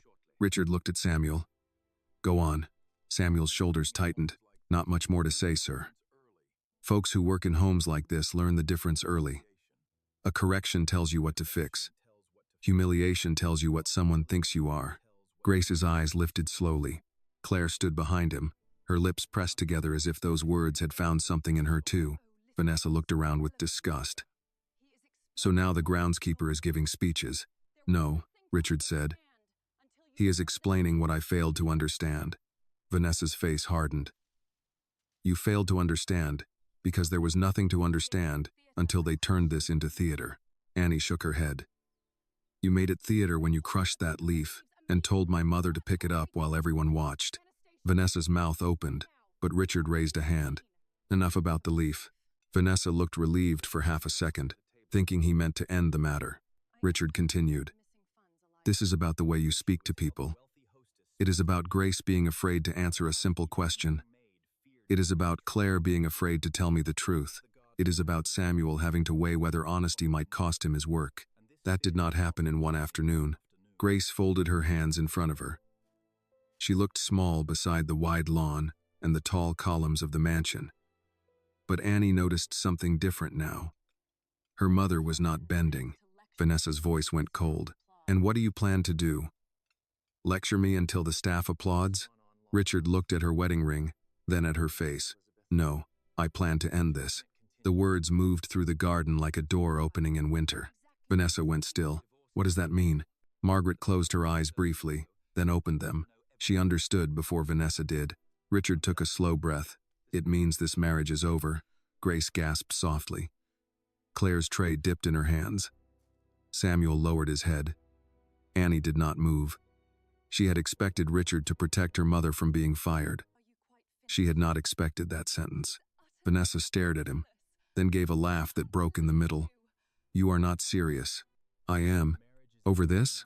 Richard's jaw tightened. "Not over this. Because of this. There is a difference." Vanessa stepped closer, her voice dropping into panic edged with anger. "You are going to divorce me because a housekeeper cried and her daughter raised her voice?" Richard's face darkened. "I am divorcing you because you saw a woman's fear and used it. I am divorcing you because when you thought Grace had no protection, you tried to put her on the ground. I am divorcing you because even now, you think the worst thing that happened today was that people saw you." Vanessa looked around quickly, as if searching for the guests who had supported her minutes before. But the garden was no longer full of allies. Most of the guests had gone. The few remaining near the gate stood too far away to help her, and none stepped forward. "This is insane," she whispered. Margaret spoke softly. "No, Vanessa. This is consequence." Vanessa turned on her. "You always wanted me out. I wanted Richard to see clearly. And you think Grace and Annie are worth destroying a marriage?" Richard answered before his mother could. "You destroyed it when you showed me who you become with power in your hands." Vanessa's eyes shone, but there was little sorrow in them. It was loss, not remorse. "You will regret this when people ask questions. They can ask me. You think they'll believe you? I think some of them already know." Her gaze moved to the service doors where Claire stood, to Samuel, to the staff who had paused at the edge of hearing. For the first time, Vanessa seemed to understand that the people she had treated as background had memories, voices, and eyes. Richard reached for the wedding band on his own hand.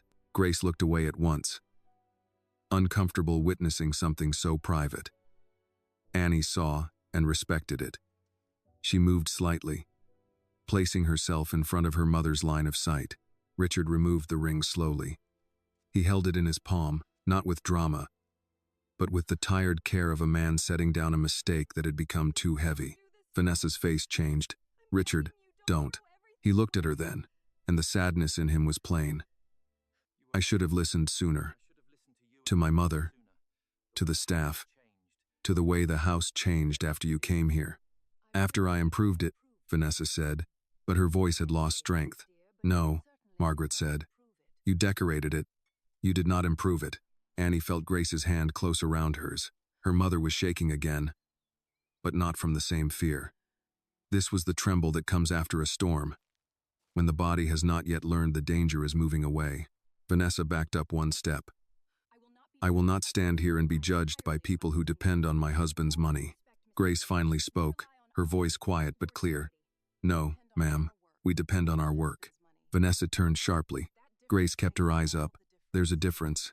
Annie's breath caught. She had never been prouder of her mother. Richard looked at Grace with respect that arrived too late but arrived fully. "Yes," he said. "There is." For a moment, no one spoke. Dry leaves slid along the stone path. One brushed the edge of Vanessa's dress, and this time no one moved to remove it. Vanessa looked down at it, then back at Richard. Her mouth tightened as if she wanted to command someone, anyone, to fix the world for her, but no one came. Richard closed his fingers around the ring. "Go inside, Vanessa. Pack what you need for tonight. My attorney will contact yours in the morning." Her face drained. "You would send me away like staff?" Annie felt Grace stiffen, but Richard answered before anyone else could. "No," he said. "Staff leave here with respect. You will leave because you forgot how to give it." Vanessa stood there, defeated but still proud enough to hate everyone for seeing it. Then she turned toward the mansion, her heels striking the patio in uneven beats. At the doorway, she stopped and looked back once. No one followed, no one begged, no one bent down, and for the first time since Annie had pulled Grace from the ground, Vanessa Whitmore had nothing left to command. Vanessa vanished into the mansion, and the garden did not know what to do with the quiet she left behind. For several seconds, no one moved. The caterers stood near half-packed crates. Claire held an empty tray against her waist. Samuel kept his cap in both hands. Grace sat on the edge of the oak bench with Annie standing beside her, and Richard remained on the patio with his wedding ring closed inside his fist. The party was over, but the damage still stood among them like an uninvited guest. Richard looked toward the doorway where Vanessa had gone. He did not follow. That choice seemed to cost him something. Annie could see it in the set of his shoulders, in the way he looked suddenly older than he had an hour before. But he stayed where he was. Margaret moved first. "Claire," she said, "please bring Grace a glass of water." Grace shook her head. "Mrs. Whitmore, I'm all right." "You are not required to be all right before anyone has cared for you," Margaret said. Claire hurried inside, grateful for something simple to do. Grace lowered her eyes. "I don't want all this attention." Annie sat beside her. "Mama, people watched when she hurt you. Let them watch while someone treats you right." Grace looked at her daughter, and for a moment the garden disappeared from her face. "You scared me today. I know. You could have lost us everything. I know that too." Grace's voice softened. "Then why did you do it?" Annie looked toward the crushed leaf still on the stone path. "Because I saw you almost lose yourself." Grace's lips parted, but no answer came. Her hand found Annie's and held it tightly. Richard stepped closer, stopping at a respectful distance.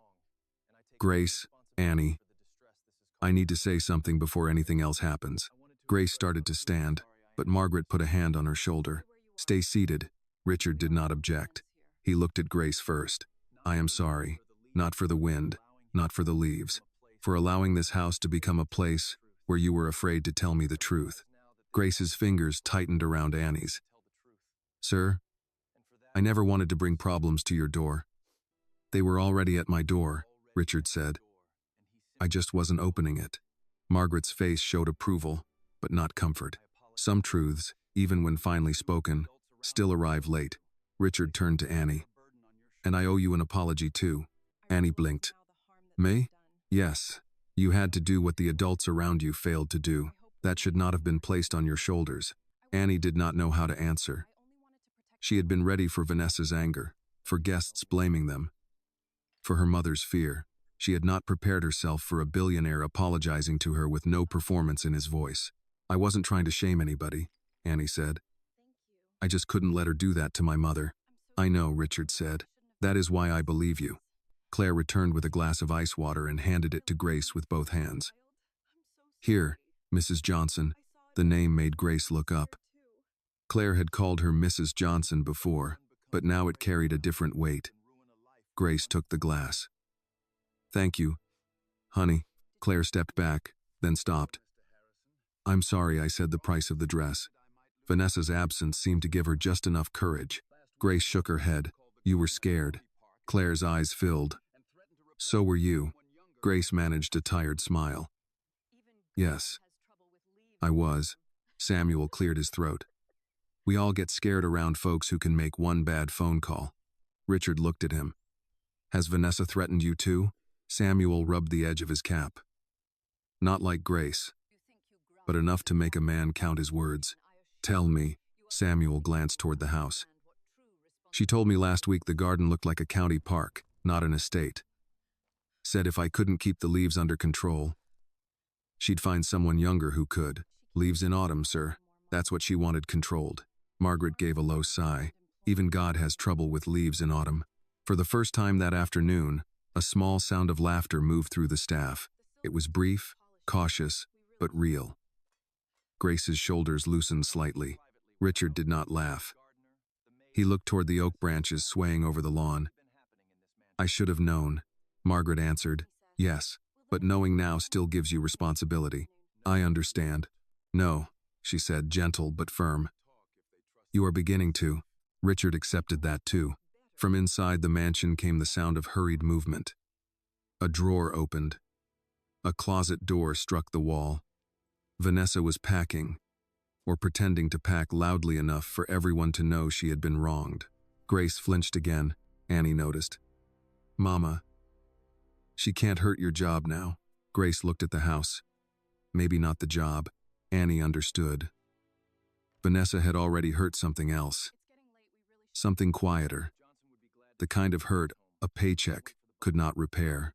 Richard seemed to understand too. "Grace, I would like you to take the rest of the day off with pay." Grace almost protested. Annie felt it before she spoke. "Mama," Annie said. Grace closed her mouth. Richard continued. "And next week, if you're willing, I'd like to sit down with you, Samuel, Claire, and the rest of the staff. Privately, I need to hear what has been happening here. Claire looked nervous. Sir, will Mrs. Whitmore be there? No, Richard said. She will not. Samuel nodded once. Then folks might talk. Margaret looked around the garden. They will talk better if they know listening will be followed by action. Richard slipped the wedding ring into his pocket. It will. Annie watched that small movement. The ring disappeared, but the meaning stayed. Vanessa had lost the part of the house she thought protected her. Yet Annie knew women like Vanessa did not always leave quietly. Pride made people dangerous in ways anger did not. As if summoned by that thought, Vanessa appeared at an upstairs window. She stood behind the glass for a moment, looking down at them. Even from the garden, Annie could see the fury in her posture. Then the curtain moved, and she was gone. Grace saw it too. Maybe we should go, she said. Richard nodded. Samuel can drive you home if you'd rather not wait for the bus. Grace shook her head at once. No, sir, that's kind, but we can manage. Annie wanted to accept. She knew her mother's legs were still weak, but she also knew why Grace refused. After being nearly forced down in front of strangers, Grace needed to leave on her own terms, not carried away by Whitmore kindness like a charity case. Richard seemed to understand. All right, but the car is available. Thank you, Grace said. Margaret sat beside Grace on the bench, moving slowly, but with purpose.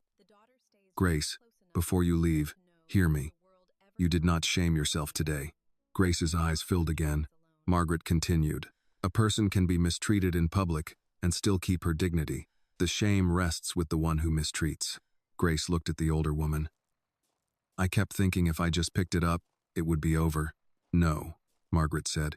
It would have continued, only quieter. Annie looked at her mother, and Grace looked back. There was pain between them, but also something clean. Annie had pulled her up with her hands. Now the truth was pulling something else up between them. Richard turned to the staff. The event is done. Pack what must be packed, then go home. Everyone is paid for the full shift. Claire nodded. Samuel gave a quiet, yes, sir. Grace stood slowly. Annie rose with her and kept close. But this time she did not have to pull. Grace stood on her own. They started toward the service path, the same path Annie had come through with the trash bin. A few dry leaves moved across the stones. One came close to Grace's shoe. She paused. For a second, Annie wondered if her mother would bend from habit. Grace looked at the leaf, then at Annie. A tired, small smile touched her mouth. Not today, Grace said. Annie smiled back. Not today. Behind them, Richard and Margaret remained near the patio. The crushed leaf still lay where Vanessa had made her point and lost it. No one had cleaned it yet.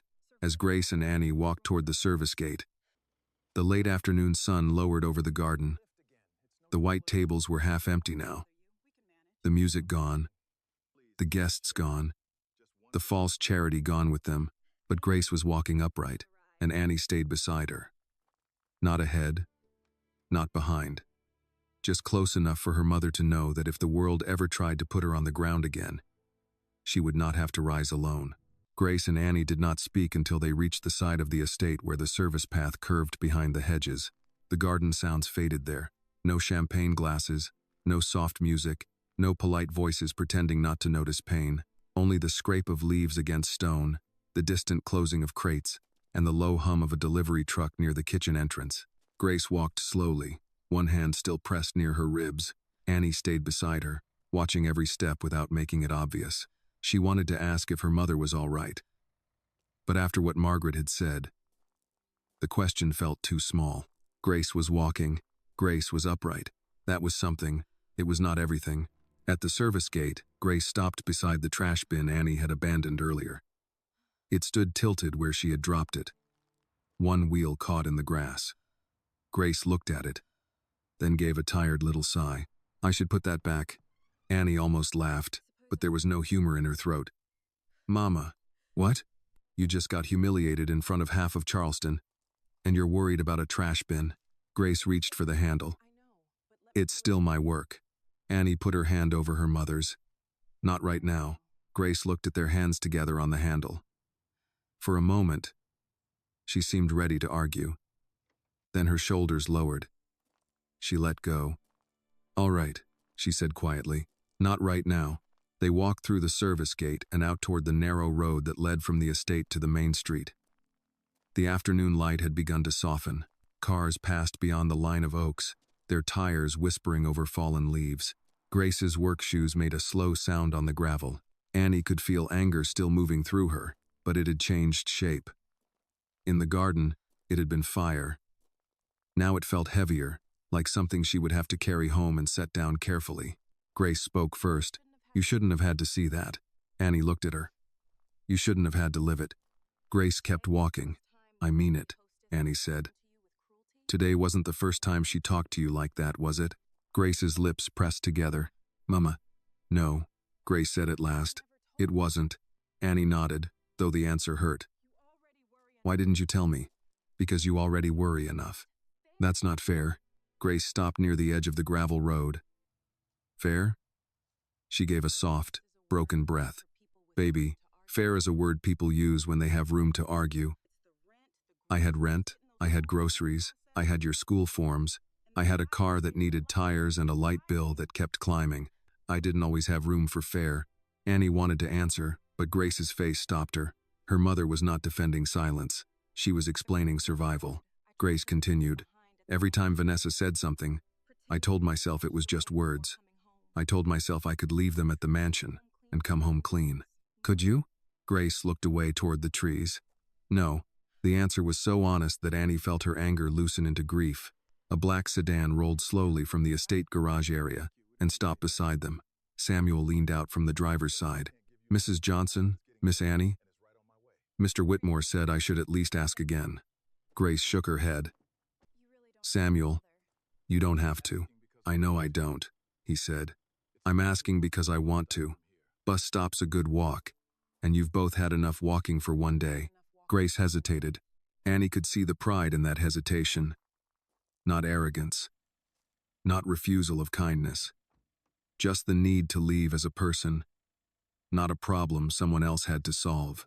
Samuel seemed to understand. "It's not charity," he said. "It's a ride from one working person to another." That did it. Grace's eyes softened. "Thank you." Samuel got out and opened the back door. Annie helped her mother in first, then slid in beside her.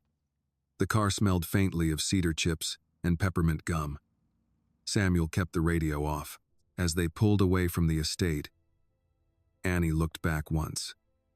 Through the trees, she saw the white columns of the mansion and the upper windows catching the late sun. Somewhere inside, Vanessa was packing. Somewhere on the patio, Richard still had a ring in his pocket and a decision waiting to become paperwork. But none of that reached the back seat where Grace sat with both hands folded over her purse. Samuel drove carefully down the long driveway. After a while, he said, "Your mama's one of the finest people ever worked that house." Grace gave a small sound. "Samuel, it's true. Folks should hear true things more often."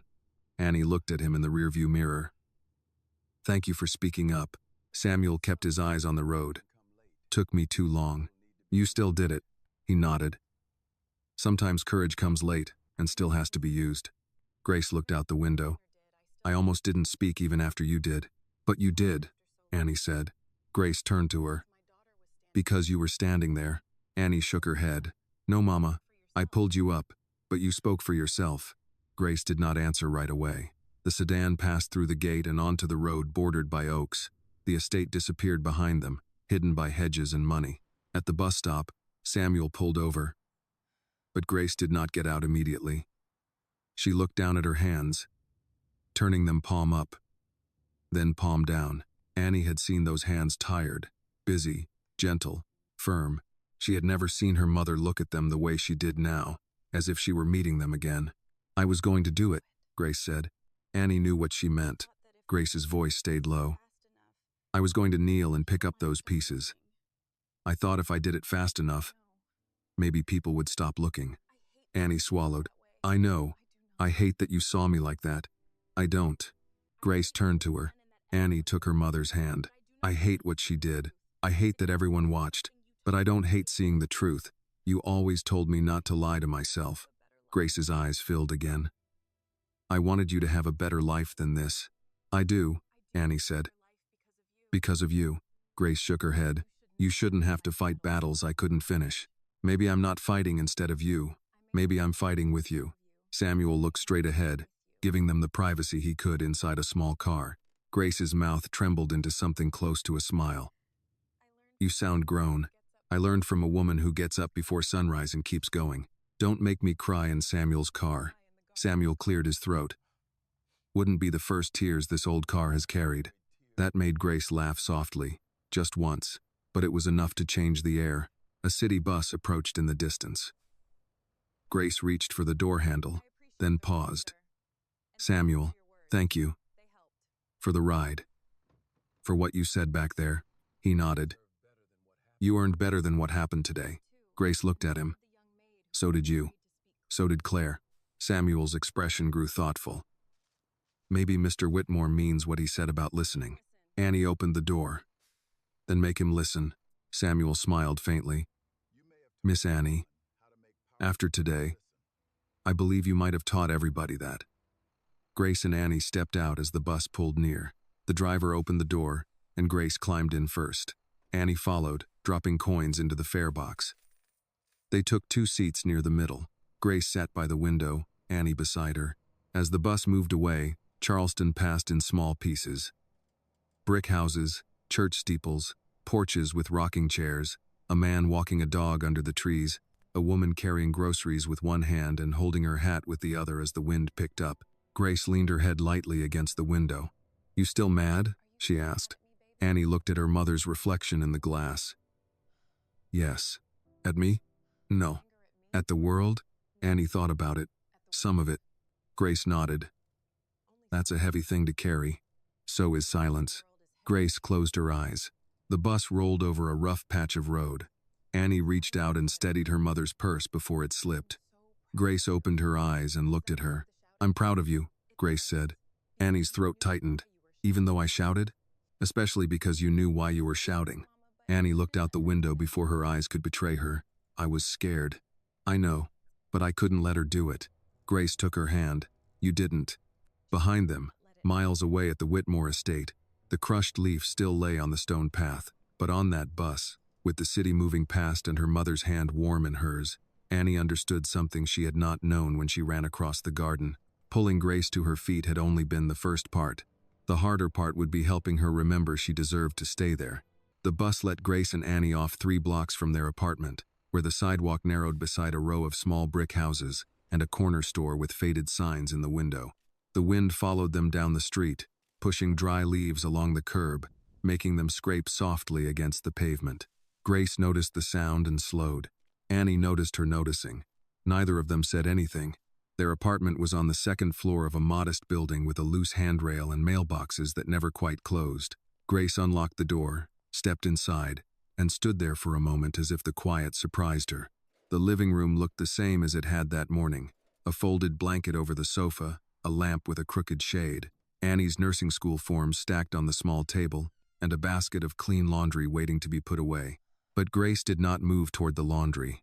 That alone told Annie how deeply the day had shaken her. Sit down, Mama, Annie said. Grace gave her a tired look. You've been ordering me around all afternoon. I learned from rich people. Grace stared at her for half a second. Then a small laugh escaped before she could stop it. It was thin, almost broken, but it was real. Annie guided her to the sofa. I'll make tea. We have tea. We have the peppermint Mrs. Brooks gave us. Grace leaned back and closed her eyes. That woman gives us tea like it's medicine. Maybe it is.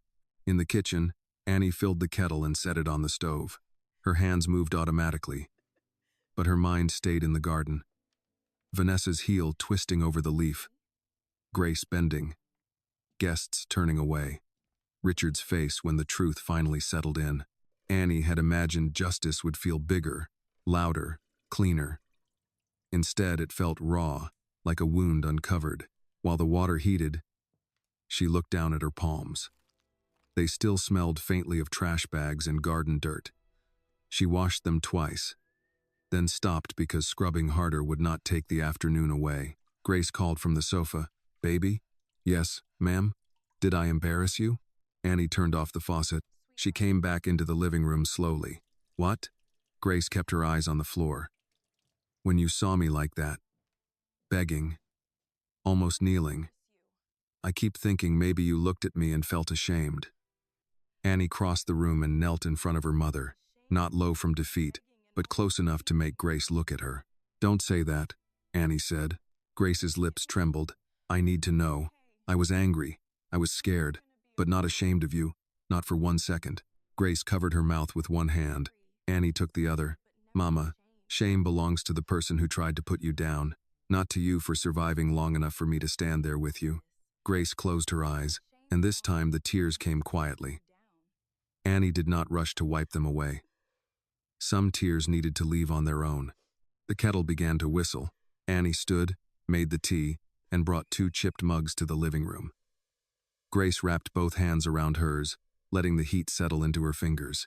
After a while, she said, "When Vanessa asked me if she was bullying me, I wanted to say yes. I know, but all I could think was, if I say it, she'll call the agency. If she calls the agency, maybe they'll take me off the Whitmore account. If that happens, the hours go down. Then your tuition, Mama." Grace looked at her. "I don't want a future paid for by you being treated like that." Grace's face tightened with pain. "I wanted to give you choices. You did. Not enough." "Yes, enough," Annie said. "You gave me the kind of choice you didn't have today. You gave me the choice to speak." Grace looked into her mug. "Speaking has a price. So does silence." The apartment grew quiet around them. Outside, a car passed, bass low through closed windows. Somewhere below, a neighbor's television played the evening news. Ordinary sounds, the kind that made the afternoon feel both far away and still inside the room. A knock came at the door. Grace stiffened. Annie set her mug down and went to answer it. Mrs. Lorraine Brooks stood in the hallway wearing a cardigan over her church blouse, with a covered plate in her hands and concern written all over her face. "I saw Samuel drop you 2 at the stop," Mrs. Brooks said. "And Grace Johnson, don't you dare tell me nothing happened, because I know your walking face and I know your hurt face." Grace tried to smile. "Evening, Mrs. Brooks." "Evening. My foot." She stepped inside and handed Annie the plate. "Cornbread. Still warm. Now somebody tell me who needs prayer and who needs a talking." 2. Annie shut the door. Grace sighed. "Lorraine." It was a hard day. Mrs. Brooks sat in the armchair like she had been invited by God himself. Hard days don't make a woman look 10 years older unless somebody helped. Annie looked at Grace, asking without words if she could tell it. Grace nodded. So Annie told her. Not every detail, not with the same fire she had felt in the garden, but enough. The leaves, the dress, Vanessa's heel, the order to pick up the pieces, the guests, the way Grace had almost gone down, the way Richard came out, Samuel speaking, Margaret watching, Vanessa being sent inside. Mrs. Brooks listened without interrupting, but her face changed as each piece landed. When Annie finished, the older woman looked at Grace for a long moment. "You almost knelt?" Grace's eyes lowered. "I thought I had to." Mrs. Brooks leaned forward. "Listen to me. A job can ask for your time. It can ask for your skill. It can ask for honest work. It does not get to ask for your soul." Grace's eyes filled again. "I know that in my head. Then we're going to help your heart catch up." Annie sat beside her mother. Mrs. Brooks looked at her. "And you did right standing up. But courage needs wisdom after the shouting is done. Tomorrow, that woman may try another way." Annie straightened. "You think she'll come after Mama's job?" "She may try. Pride doesn't pack a suitcase quietly." Grace's hand tightened around the mug. Mrs. Brooks turned to her. "Did Mr. Whitmore call the agency?" "Yes, on speaker. He said I did nothing wrong. He raised my pay." Mrs. Brooks lifted her eyebrows. "Well, the Lord does enjoy timing. It doesn't feel like a blessing," Grace said. "Most blessings don't at first. Sometimes they arrive wearing work boots and carrying a trash bin." Annie smiled despite herself. Mrs. Brooks pointed at both of them. "Write down everything while it's fresh. What Vanessa said. What Samuel heard. What Claire confirmed. What Richard promised. Not because you're looking for a fight, but because memory gets bullied too." Annie nodded. "I'll write it. Grace looked uncertain. Do we have to? Yes, Mrs. Brooks said. Truth deserves a record. Across town, while Annie opened a notebook on the kitchen table, Richard Whitmore stood alone in the garden with his phone in his hand and the ring still in his pocket. The caterers were gone. The staff had left. The tables stood bare under the dimming sky. Margaret came to his side. She'll fight you, she said. I know. Not because she loves you. Richard looked toward the upstairs window where Vanessa's silhouette had appeared and disappeared more than once. Because she loves losing less. Margaret nodded. Then do not confuse noise with grief. Richard looked at the crushed leaf still on the path. I let that happen in my home. Yes, Margaret said. He closed his eyes. She touched his arm. Now decide whether it ends as a moment or becomes a lesson. Back in the apartment, Annie wrote the first line in careful print. Vanessa crushed the leaf herself.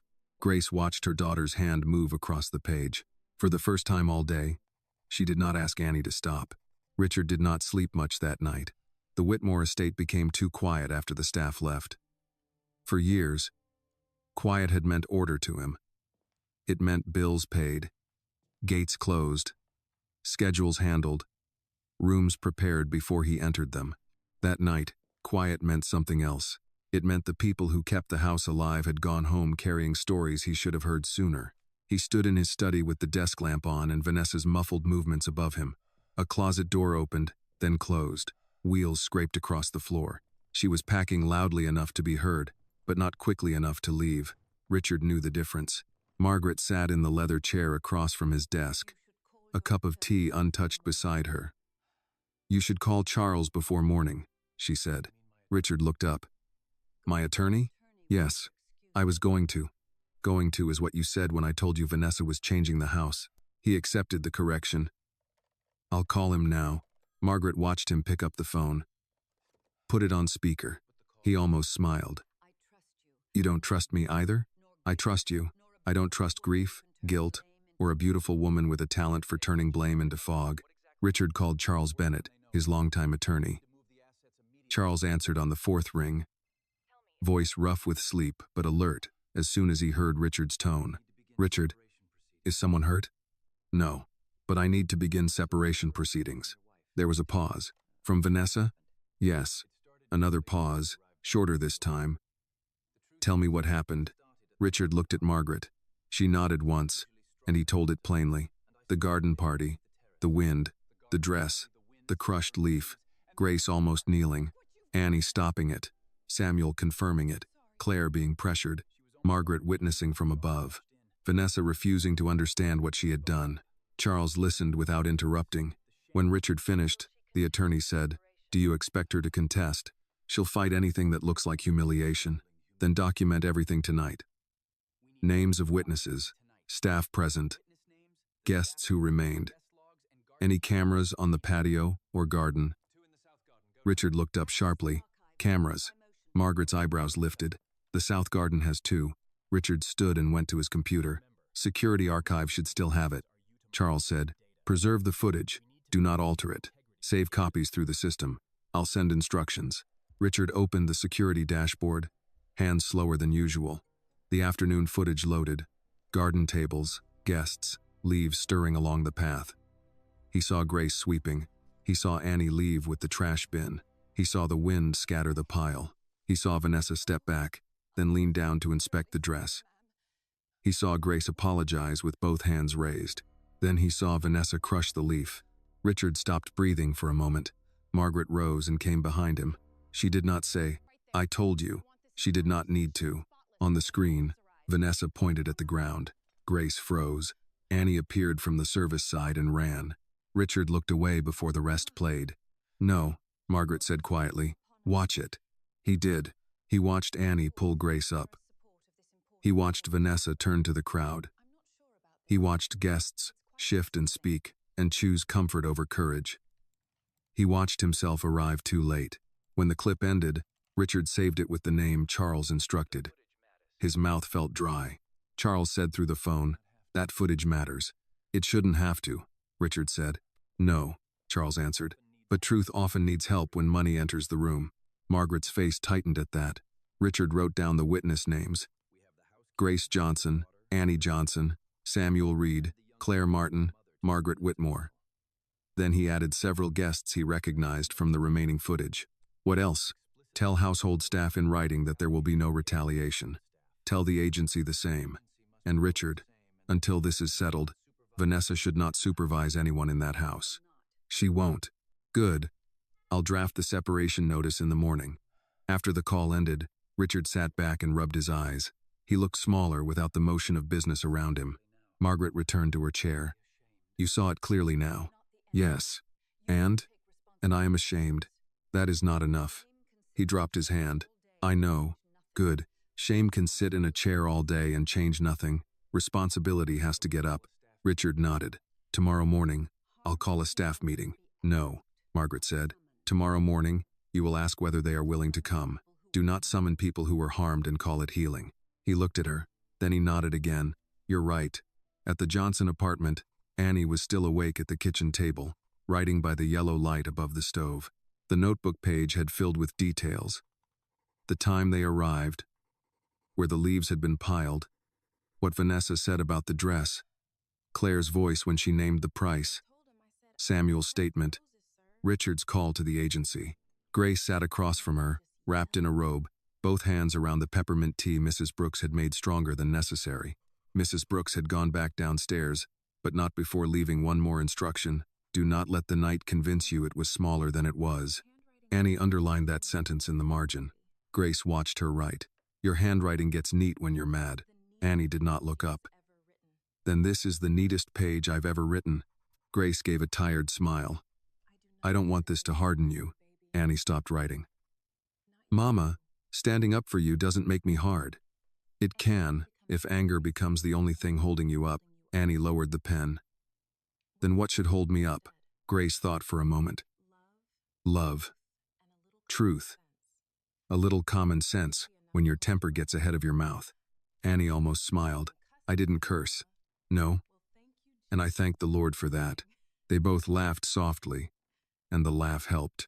Then Grace grew quiet again. I keep hearing those guests. Annie nodded. Me too. The woman in the blue hat, that man with the drink, the way they talked like I wasn't there. You were there. I know. That's what hurt. Annie reached across the table. Mama, tomorrow people may talk. Vanessa might talk. Her friends might twist it. Grace looked at the notebook. That's why you're writing. Yes. Grace touched the edge of the page. Then write this too. I was afraid. But I did tell the truth when Richard asked me. Annie wrote it exactly. Grace watched the sentence appear, and something in her face settled. Her phone buzzed on the table. Both of them looked at it.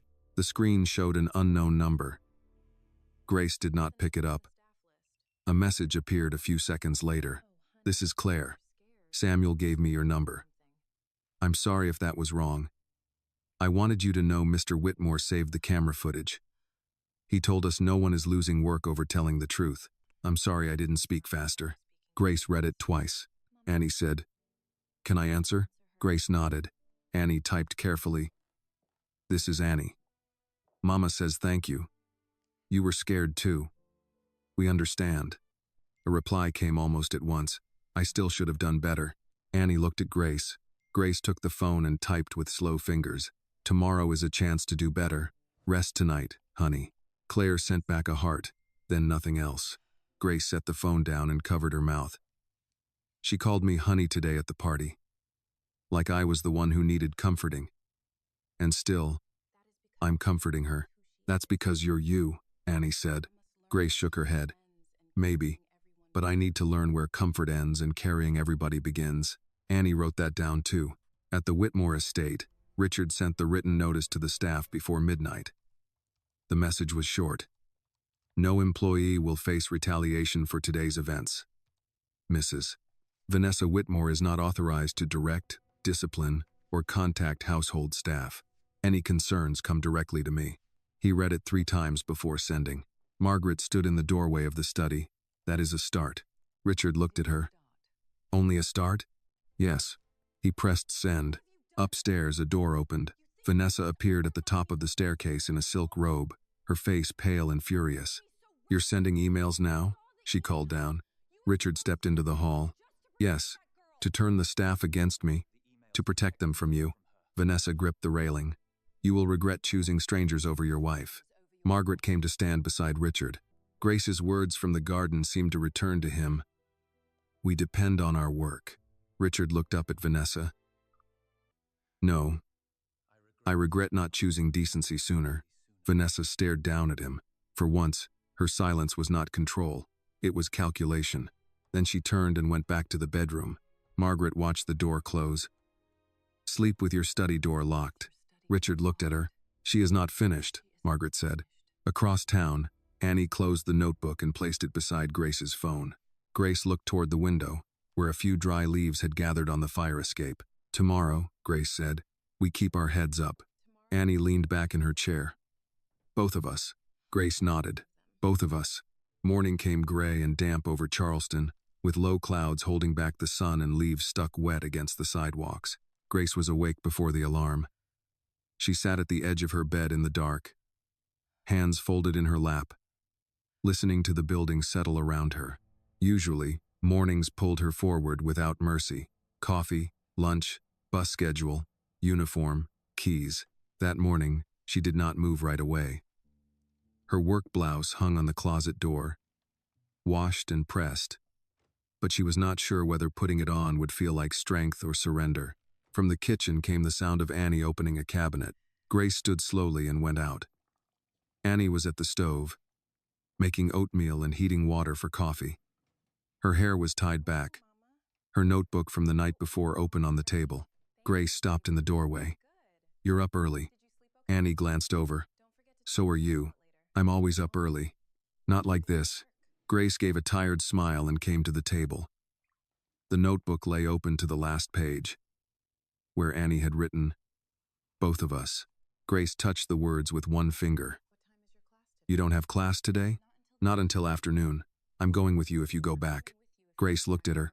No, Mama. No, Grace said, firmer this time.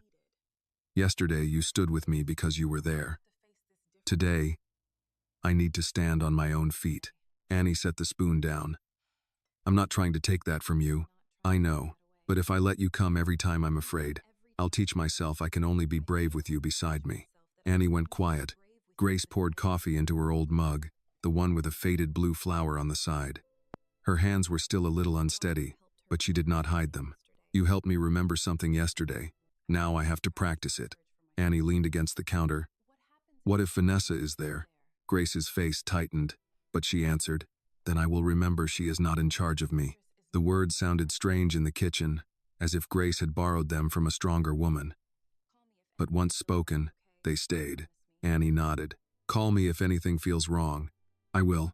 I mean it. Grace looked at her daughter. I know you do. A few miles away, Richard stood in the Whitmore kitchen with Margaret and a cup of coffee he had not touched. The house had that morning after feeling that came when too many people had left too quickly. White linens were stacked in baskets near the service hall. The silver trays had been washed and set aside. The garden outside still showed the bones of the party. Folded chairs, empty urns, a few ribbons stirring in the damp wind. Vanessa had not come downstairs. She's awake, Margaret said. Richard looked toward the ceiling. I know. She will wait until there is an audience or advantage. He rubbed the bridge of his nose. Charles is sending the notice by noon. I also asked him to preserve the footage. Margaret nodded. Good. Richard turned when Claire entered through the back hall. She stopped as soon as she saw them, holding her coat against her chest. Good morning, sir. Mrs. Whitmore. Good morning, Claire, Margaret said. Have you eaten? Claire blinked. Ma'am? Breakfast. Have you had any? No, ma'am. I was going to start the coffee service. Margaret looked at Richard. He understood. Coffee can wait. Get something to eat first. Claire looked unsure. Sir, I'm on shift, and I'm telling you to eat. A small, careful relief crossed her face. Thank you. Samuel arrived 10 minutes later through the garden door, rain speckling his cap. He wiped his boots twice before stepping in, as he always did. Richard saw it, and felt a sting of shame at how deeply habit taught people to ask permission even from floors. Samuel, he said, before you start, I want you and Claire in the breakfast room. Grace, too. When she arrives. Samuel's face guarded itself. Is there a problem, sir? No. I want to listen. Samuel nodded, but his eyes suggested he would believe that after it happened. Grace arrived at 8:40 with her purse over one shoulder and her work shoes in a separate bag. She entered through the service door as usual, then paused. The crushed leaf was gone from the garden path outside. Rain had softened it overnight, breaking the pieces into the stone and soil. For a second, disappointment touched her. She had not expected to care, but part of her had wanted it there. Proof that yesterday had not been imagined. Richard met her in the hallway before she could put on her apron. "Grace," he said. "Good morning." "Good morning, Mr. Whitmore. You don't need to work yet. I'd like to speak with you, Samuel and Claire, in the breakfast room, if you're willing." The last phrase mattered.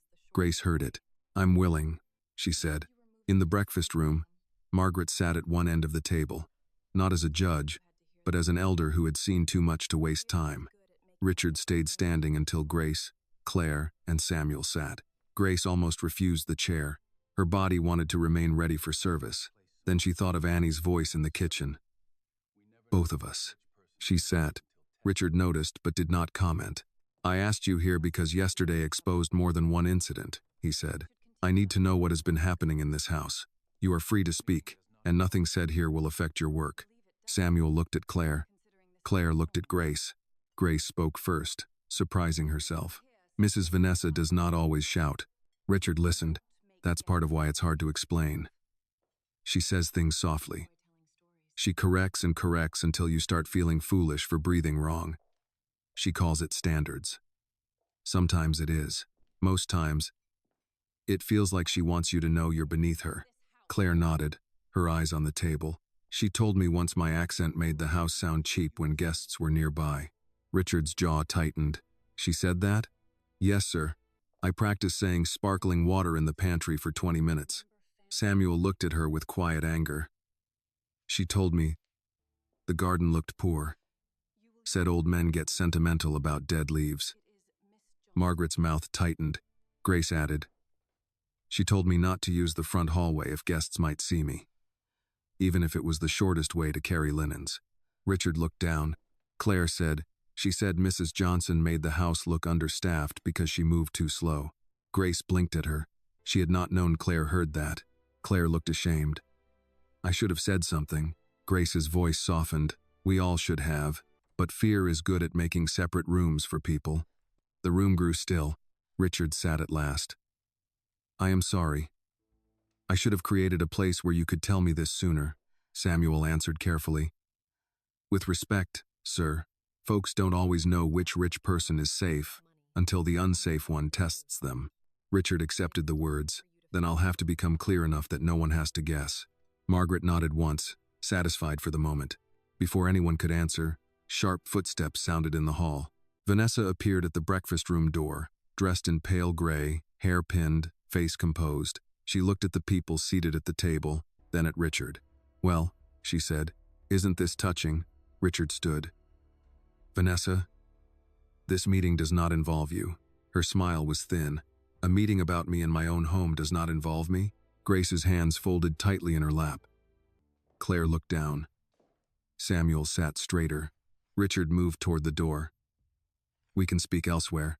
"No," Vanessa said. "Let them hear, since everyone has become so brave." Margaret's voice came firm. "Do not start your morning by making yesterday repeat itself." Vanessa looked at Grace. "Did you enjoy telling stories about me?" Grace's pulse jumped, but she lifted her head. "I told the truth." Vanessa's smile faded. Richard stepped between them. "That is enough." Vanessa looked at him, and the softness she had worn for months was gone. "You think you can erase me from this house overnight?" "No," Richard said, "but I can remove your authority from the people you misused." Her eyes moved to Grace again. "Careful, Grace. Men feel guilty in the morning. By next week, they remember who shares their name." Grace stood. Her knees felt weak, but she stood anyway. "My name is Grace Johnson," she said. "And I will not be careful with the truth just because it makes you uncomfortable." No one moved. Vanessa's mouth parted, but no sound came. Margaret looked at Grace with something close to pride. Richard looked as if he had just watched the house shift back toward decency by 1 inch. Grace sat down again, hands trembling under the table. But she had said it, and across town, in a classroom she had not yet entered, Annie would have been proud. Vanessa stood in the doorway as if the room itself had betrayed her. Grace had sat back down, but the words she had spoken did not sit down with her. They remained between the table and the doorway, plain and impossible to dress up. My name is Grace Johnson, and I will not be careful with the truth just because it makes you uncomfortable. Richard watched Vanessa absorb them. He had seen her face in charity photos, at dinners, beside donors, under soft lights where every smile had been practiced. This face was different. It was the face of a person who had reached for the old tools and found them missing. No one looked away. Vanessa gave a slow laugh. So that is what this is now, a household rebellion. Samuel's hands rested flat on the table. Claire sat very still. Grace felt her pulse in her throat, but she kept her eyes up. Richard stepped closer to the doorway. No. This is a correction. Correction? Vanessa repeated. You sit me outside my own breakfast room while the staff lists complaints like I'm some abusive employer. Margaret lifted her chin. If the description fits the behavior, the problem is not the description. Vanessa turned on her. You have wanted this since the wedding. I wanted my son to marry kindness, Margaret said. When he did not, I hoped I was wrong. Richard's face tightened, but he did not stop her. Vanessa looked from Margaret to Richard. You're going to let her speak to me that way? Richard's answer came without hesitation. Yes. That single word struck the room harder than a shouted accusation. Vanessa's mouth opened. For a moment, she looked almost wounded. Then pride rushed back in to cover it. Fine, she said. If everyone needs a villain, take one. But remember this when your precious staff starts thinking they run the place. Grace drew a breath. The old instinct told her to lower her eyes, to make herself smaller, to let Vanessa leave with the last word. But Annie was not in the room to pull her up this time. Grace had to do it herself. We never wanted to run your house, Grace said quietly. We only wanted to work in it without being shamed. Vanessa looked at her with open dislike. You have learned a lot of confidence overnight. No, Grace said. I just slept on the truth. Claire's lips pressed together, not quite a smile, but close. Richard looked at Grace with a respect that did not need announcing. Then he turned back to Vanessa. Charles is preparing the separation documents. The room changed. Vanessa's expression froze. You called your lawyer? Yes. Last night? Yes. Her voice fell. Before speaking to me privately? Richard's eyes did not move from her face. You had many chances to speak honestly. You used each one to blame someone else. Vanessa stepped into the room. Richard, don't be foolish. People fight. Couples argue. You don't end a marriage because of one ugly afternoon. Margaret's voice was low. It was not one afternoon. It was one afternoon with witnesses. Vanessa ignored her and moved toward Richard, lowering her voice as if intimacy might still work. We can fix this. Send them home. Give Grace whatever apology you think she needs. I will be gracious. I will even write a note. Grace's fingers tightened under the table. Richard noticed. You still think this is about managing appearances. It is about protecting us. No, Richard said. It is about protecting you from consequence. Vanessa's face hardened. And what about your consequence? You think divorce from me will be quiet? You think people won't ask why? You think I won't tell them how your employee's daughter screamed at me in my own garden while you stood there and chose a servant over your wife? Richard did not flinch. Say whatever you want. I have the footage. For the first time that morning, Vanessa went truly still. Claire looked up. Samuel's eyebrows lifted. Grace turned slightly toward Richard. The cameras? Vanessa asked. The South Garden cameras, Richard said. They show the wind. They show Grace apologizing. They show you crushing the leaf. They show Annie pulling her mother up after you ordered Grace toward the ground. Vanessa's hand moved to the back of a chair, not for drama, but for balance. Margaret watched her without pity. Truth is stubborn when it has a timestamp. Vanessa looked at Richard, and her voice changed. You saved it? Yes. Against me? To protect the people you plan to blame. Silence held the room. Then Vanessa straightened, gathering herself piece by piece. You have no idea what you are doing. Richard reached into his jacket pocket and took out his wedding ring. He placed it on the table, not near Vanessa, not near Margaret. but in the empty space between all of them. "I know exactly what I am doing now," he said. Grace looked down at the ring, then away. It felt too private and too public at once. Annie would have said to keep watching, but Grace was still Grace. She would not feed on another woman's fall. Even when that woman had tried to grind her into the dirt, Vanessa stared at the ring. "You're making this final here, in front of them? You made Grace's humiliation public," Richard said. "My decision should be just as clear." Vanessa's eyes shone. This time, whether the tears were real or not, no one reached toward them. Richard continued. "You will leave the estate today. Charles will contact your attorney. Until then, you are not to speak to Grace, Annie, Claire, Samuel, or any staff member about yesterday. You will not contact the agency. You will not contact guests to spread accusations involving Grace or Annie.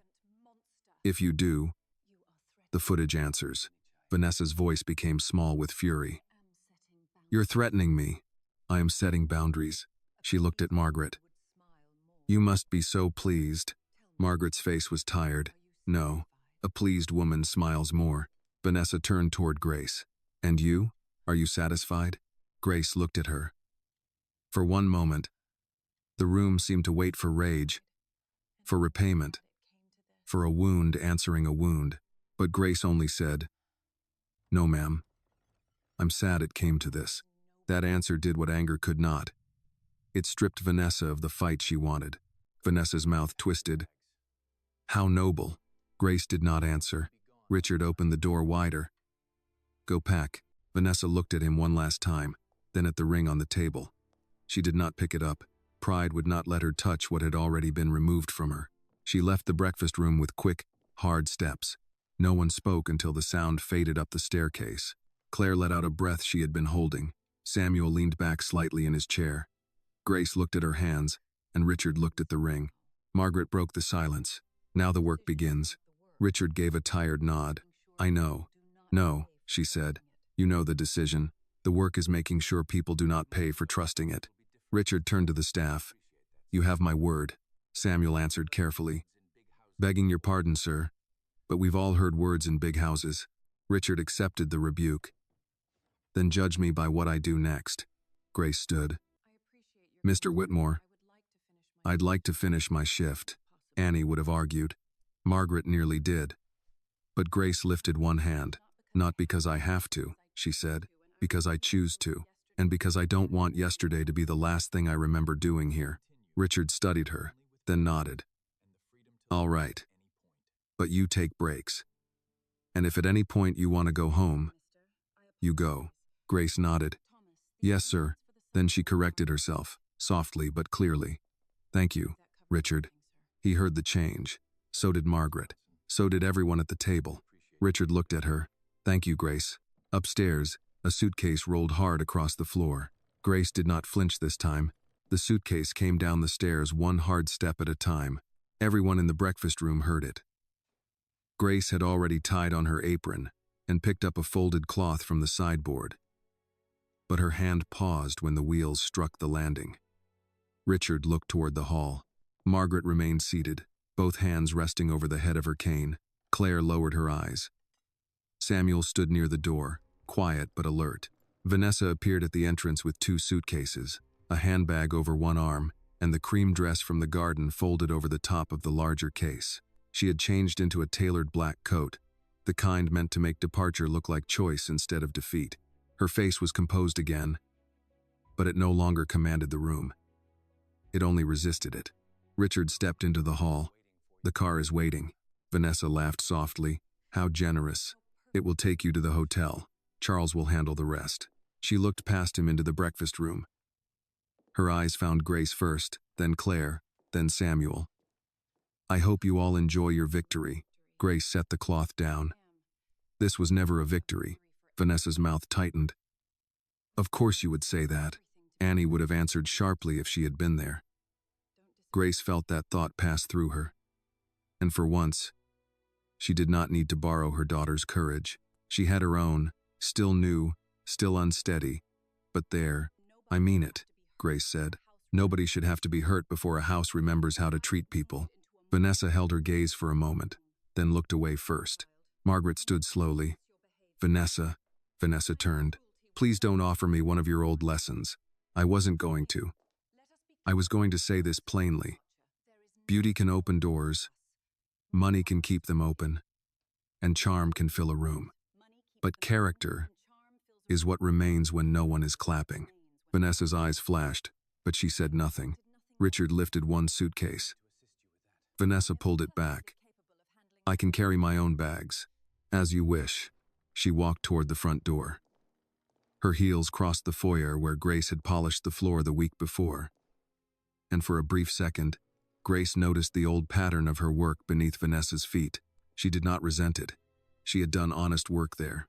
Nothing Vanessa had done could make it less honest. At the open door, Vanessa stopped and turned to Richard. Her voice dropped low enough that only those near the hall could hear. You'll miss me when this house becomes dull again. Richard looked at her without anger. A peaceful house may look dull to someone who only knows how to create storms. Her face hardened. She stepped outside. The driver placed her suitcases in the trunk. A gust of morning wind moved across the driveway, carrying a few damp leaves from the lawn. One slid near Vanessa's shoe. She looked down at it, then up at the people inside the doorway. No one moved to pick it up. For the first time, Vanessa had to step around a leaf herself. The car pulled away without ceremony. No waving, no final speech, no audience left to win. Just tires over gravel, the iron gate opening, then closing after her. Inside the house, the quiet returned. But it was not the same quiet as before. Richard stood by the door longer than necessary. Margaret came beside him. You did the right thing, she said. I did it late. Yes, he gave a tired breath. You never were one to soften a verdict. I have softened many. Just not this one. Behind them, Grace picked up the folded cloth again. Richard turned. Grace, you don't have to clean today. I know, she said. You're sure? She looked around the breakfast room. I want to finish what I choose. That's different from finishing what fear tells me to do. Margaret smiled faintly. That is a sentence worth keeping. The rest of the morning moved with caution at first. Claire cleared the breakfast dishes, Samuel checked the garden after the rain, and Grace wiped the sideboard, not because anyone ordered her, but because her hands understood work and her spirit needed steadiness. Richard did not disappear into phone calls. He stayed visible. He asked questions, listened to answers, and wrote things down when staff told him how the household had changed under Vanessa. By noon, a new policy was drafted. Every employee would be addressed by name. No staff member would be asked to perform work meant to shame them. Breaks would be scheduled and honored. Complaints would go directly to Richard or Margaret. No one would be disciplined without review. The agency received the same terms in writing. Samuel read the paper slowly at the kitchen counter. Looks fine on paper, sir. Richard nodded. Then hold me to it off paper. Claire looked up. You mean that? I do. Grace stood beside the sink, drying her hands on a towel. Then start with one thing. Richard turned to her. Name it. When someone works in your home for years, don't wait for something terrible to ask how they're being treated. The room grew quiet, but this time it was the kind that listened. Richard nodded. You're right. Margaret looked at Grace with pride. Anything else? Grace thought of Annie, of the notebook on the kitchen table, of the bus ride, of the words both of us. Yes. Don't call respect a favor. It makes people feel like they should thank you for what they were already owed. Richard wrote that down too. That afternoon, Grace went home earlier than usual. Samuel offered a ride again, and this time she accepted without apology. When she reached the apartment, Annie was already back from class, sitting at the kitchen table with her notebook open and a pencil tucked behind her ear. Annie stood as soon as Grace walked in. What happened? Grace took off her coat and hung it on the chair. Vanessa left. Annie's eyes widened. For real? For real. And you? Grace looked at her daughter. I finished my shift. Annie's face tightened. Mama, because I wanted to, Grace said quickly. Not because I was afraid. That matters. Annie studied her, then nodded. It does. Grace sat at the table and placed a folded paper in front of her. Richard wrote new rules for the house. He raised my pay. Claire and Samuel are protected too. He asked us what needed to change. Annie picked up the paper and read. Her expression softened slowly. "This is good. It's a beginning." Annie looked at her. "You sound like Mrs. Margaret." Grace laughed. "Lord help me." They warmed leftovers for dinner. Chicken, rice, green beans from a can, cornbread from Mrs. Brooks's plate. Nothing fancy. But the apartment felt full, in a way it had not the night before. After they ate, Grace took Annie's notebook and read the account from beginning to end. She did not flinch this time. When she reached the sentence, "I was afraid. But I did tell the truth when Richard asked me." She touched the page. "Leave that in," she said. "I wasn't going to take it out." Good. Weeks passed. Charleston moved on the way cities do. Guests from the luncheon spoke in careful fragments. Some said Vanessa had been under stress. Some said Richard had overreacted.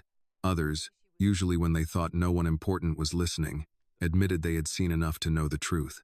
Vanessa did not return to the estate. Her attorney sent letters. Richard's attorney sent footage. After that, the noise grew quieter. At the Whitmore house, things did not become perfect. No house does. But Claire no longer practiced words in the pantry out of fear. Samuel stopped apologizing for leaves falling in autumn. Grace still worked hard, but she stopped making herself invisible. When Richard passed her in the hall, he said, "Good morning, Grace," and waited for the answer like it mattered. One Saturday, Annie came with her mother to help sort donations for a community nursing scholarship Richard had funded after the incident. Grace had refused to let it carry her name, so Margaret suggested a simpler one, the Dignity Fund. Annie pretended not to be moved by it and failed. Near the garden path, the old oak trees had begun dropping the last of their leaves. Annie stood beside Grace and watched one turn slowly through the air before landing near their shoes. Grace looked at it. Annie smiled. "You want me to get that?" Grace gave her a side look. "Don't start." They both laughed. Richard approached from the patio, slower than usual, as if he knew laughter was not something to interrupt carelessly. "Annie," he said, "your mother tells me you're doing well in your classes. She says too much." Grace lifted an eyebrow. "I say exactly enough." Richard smiled. "I wanted to thank you again." Annie shook her head. "I didn't do anything special." Margaret, seated nearby with a blanket over her knees, spoke before Richard could. "Standing up at the right moment is always special. Most people prefer to sit comfortably through wrong." Annie looked at her mother. "Mama taught me." Grace looked down, but not from shame. This time, it was the modesty of a woman receiving honor and not yet used to its weight. Richard said, "You reminded this house what dignity means." Annie took her mother's hand. "My mother taught me dignity." I only said it out loud. The wind moved through the garden, soft and cool. Leaves crossed the stone path, harmless now, ordinary again. No one crushed them. No one pointed to the ground. No one demanded that Grace bend. The world had not become fair overnight. Annie knew that. Grace knew it better than anyone. There would still be people who measured worth by money, color, accent, job title, or the door someone entered through. There would still be rooms where cruelty dressed itself in manners and called itself standards. But that day in the Whitmore garden had changed one house. And sometimes justice begins that way. Not everywhere at once. Not loud enough to fix the world by sunset. Just one person refusing to kneel, one witness choosing truth, one man accepting consequence, one daughter taking her mother's hand. Grace stood beneath the old oak tree, shoulders straight, fingers warm around Annie's. A leaf landed near her shoe. She let it stay there, and Annie stayed beside her, close enough for both of them to remember. Dignity was never something Vanessa could take, never something Richard could grant, and never something money could buy. It had been Grace's all along. The lesson of this story is that dignity should never depend on wealth, status, or the job a person does. Grace worked with honest hands, yet she was treated as if her life mattered less because she served others. Annie's courage reminds us that silence can protect us for a moment, but truth protects what is human inside us. No one has the right to humiliate another person, especially someone who is simply trying to earn a living. Real character is revealed not by how we treat powerful people, but by how we treat those who cannot easily fight back. This video is a work of fiction created with the assistance of artificial intelligence. All characters, events, and situations are not real and do not represent any actual people or true stories. The content is intended for storytelling and emotional illustration only.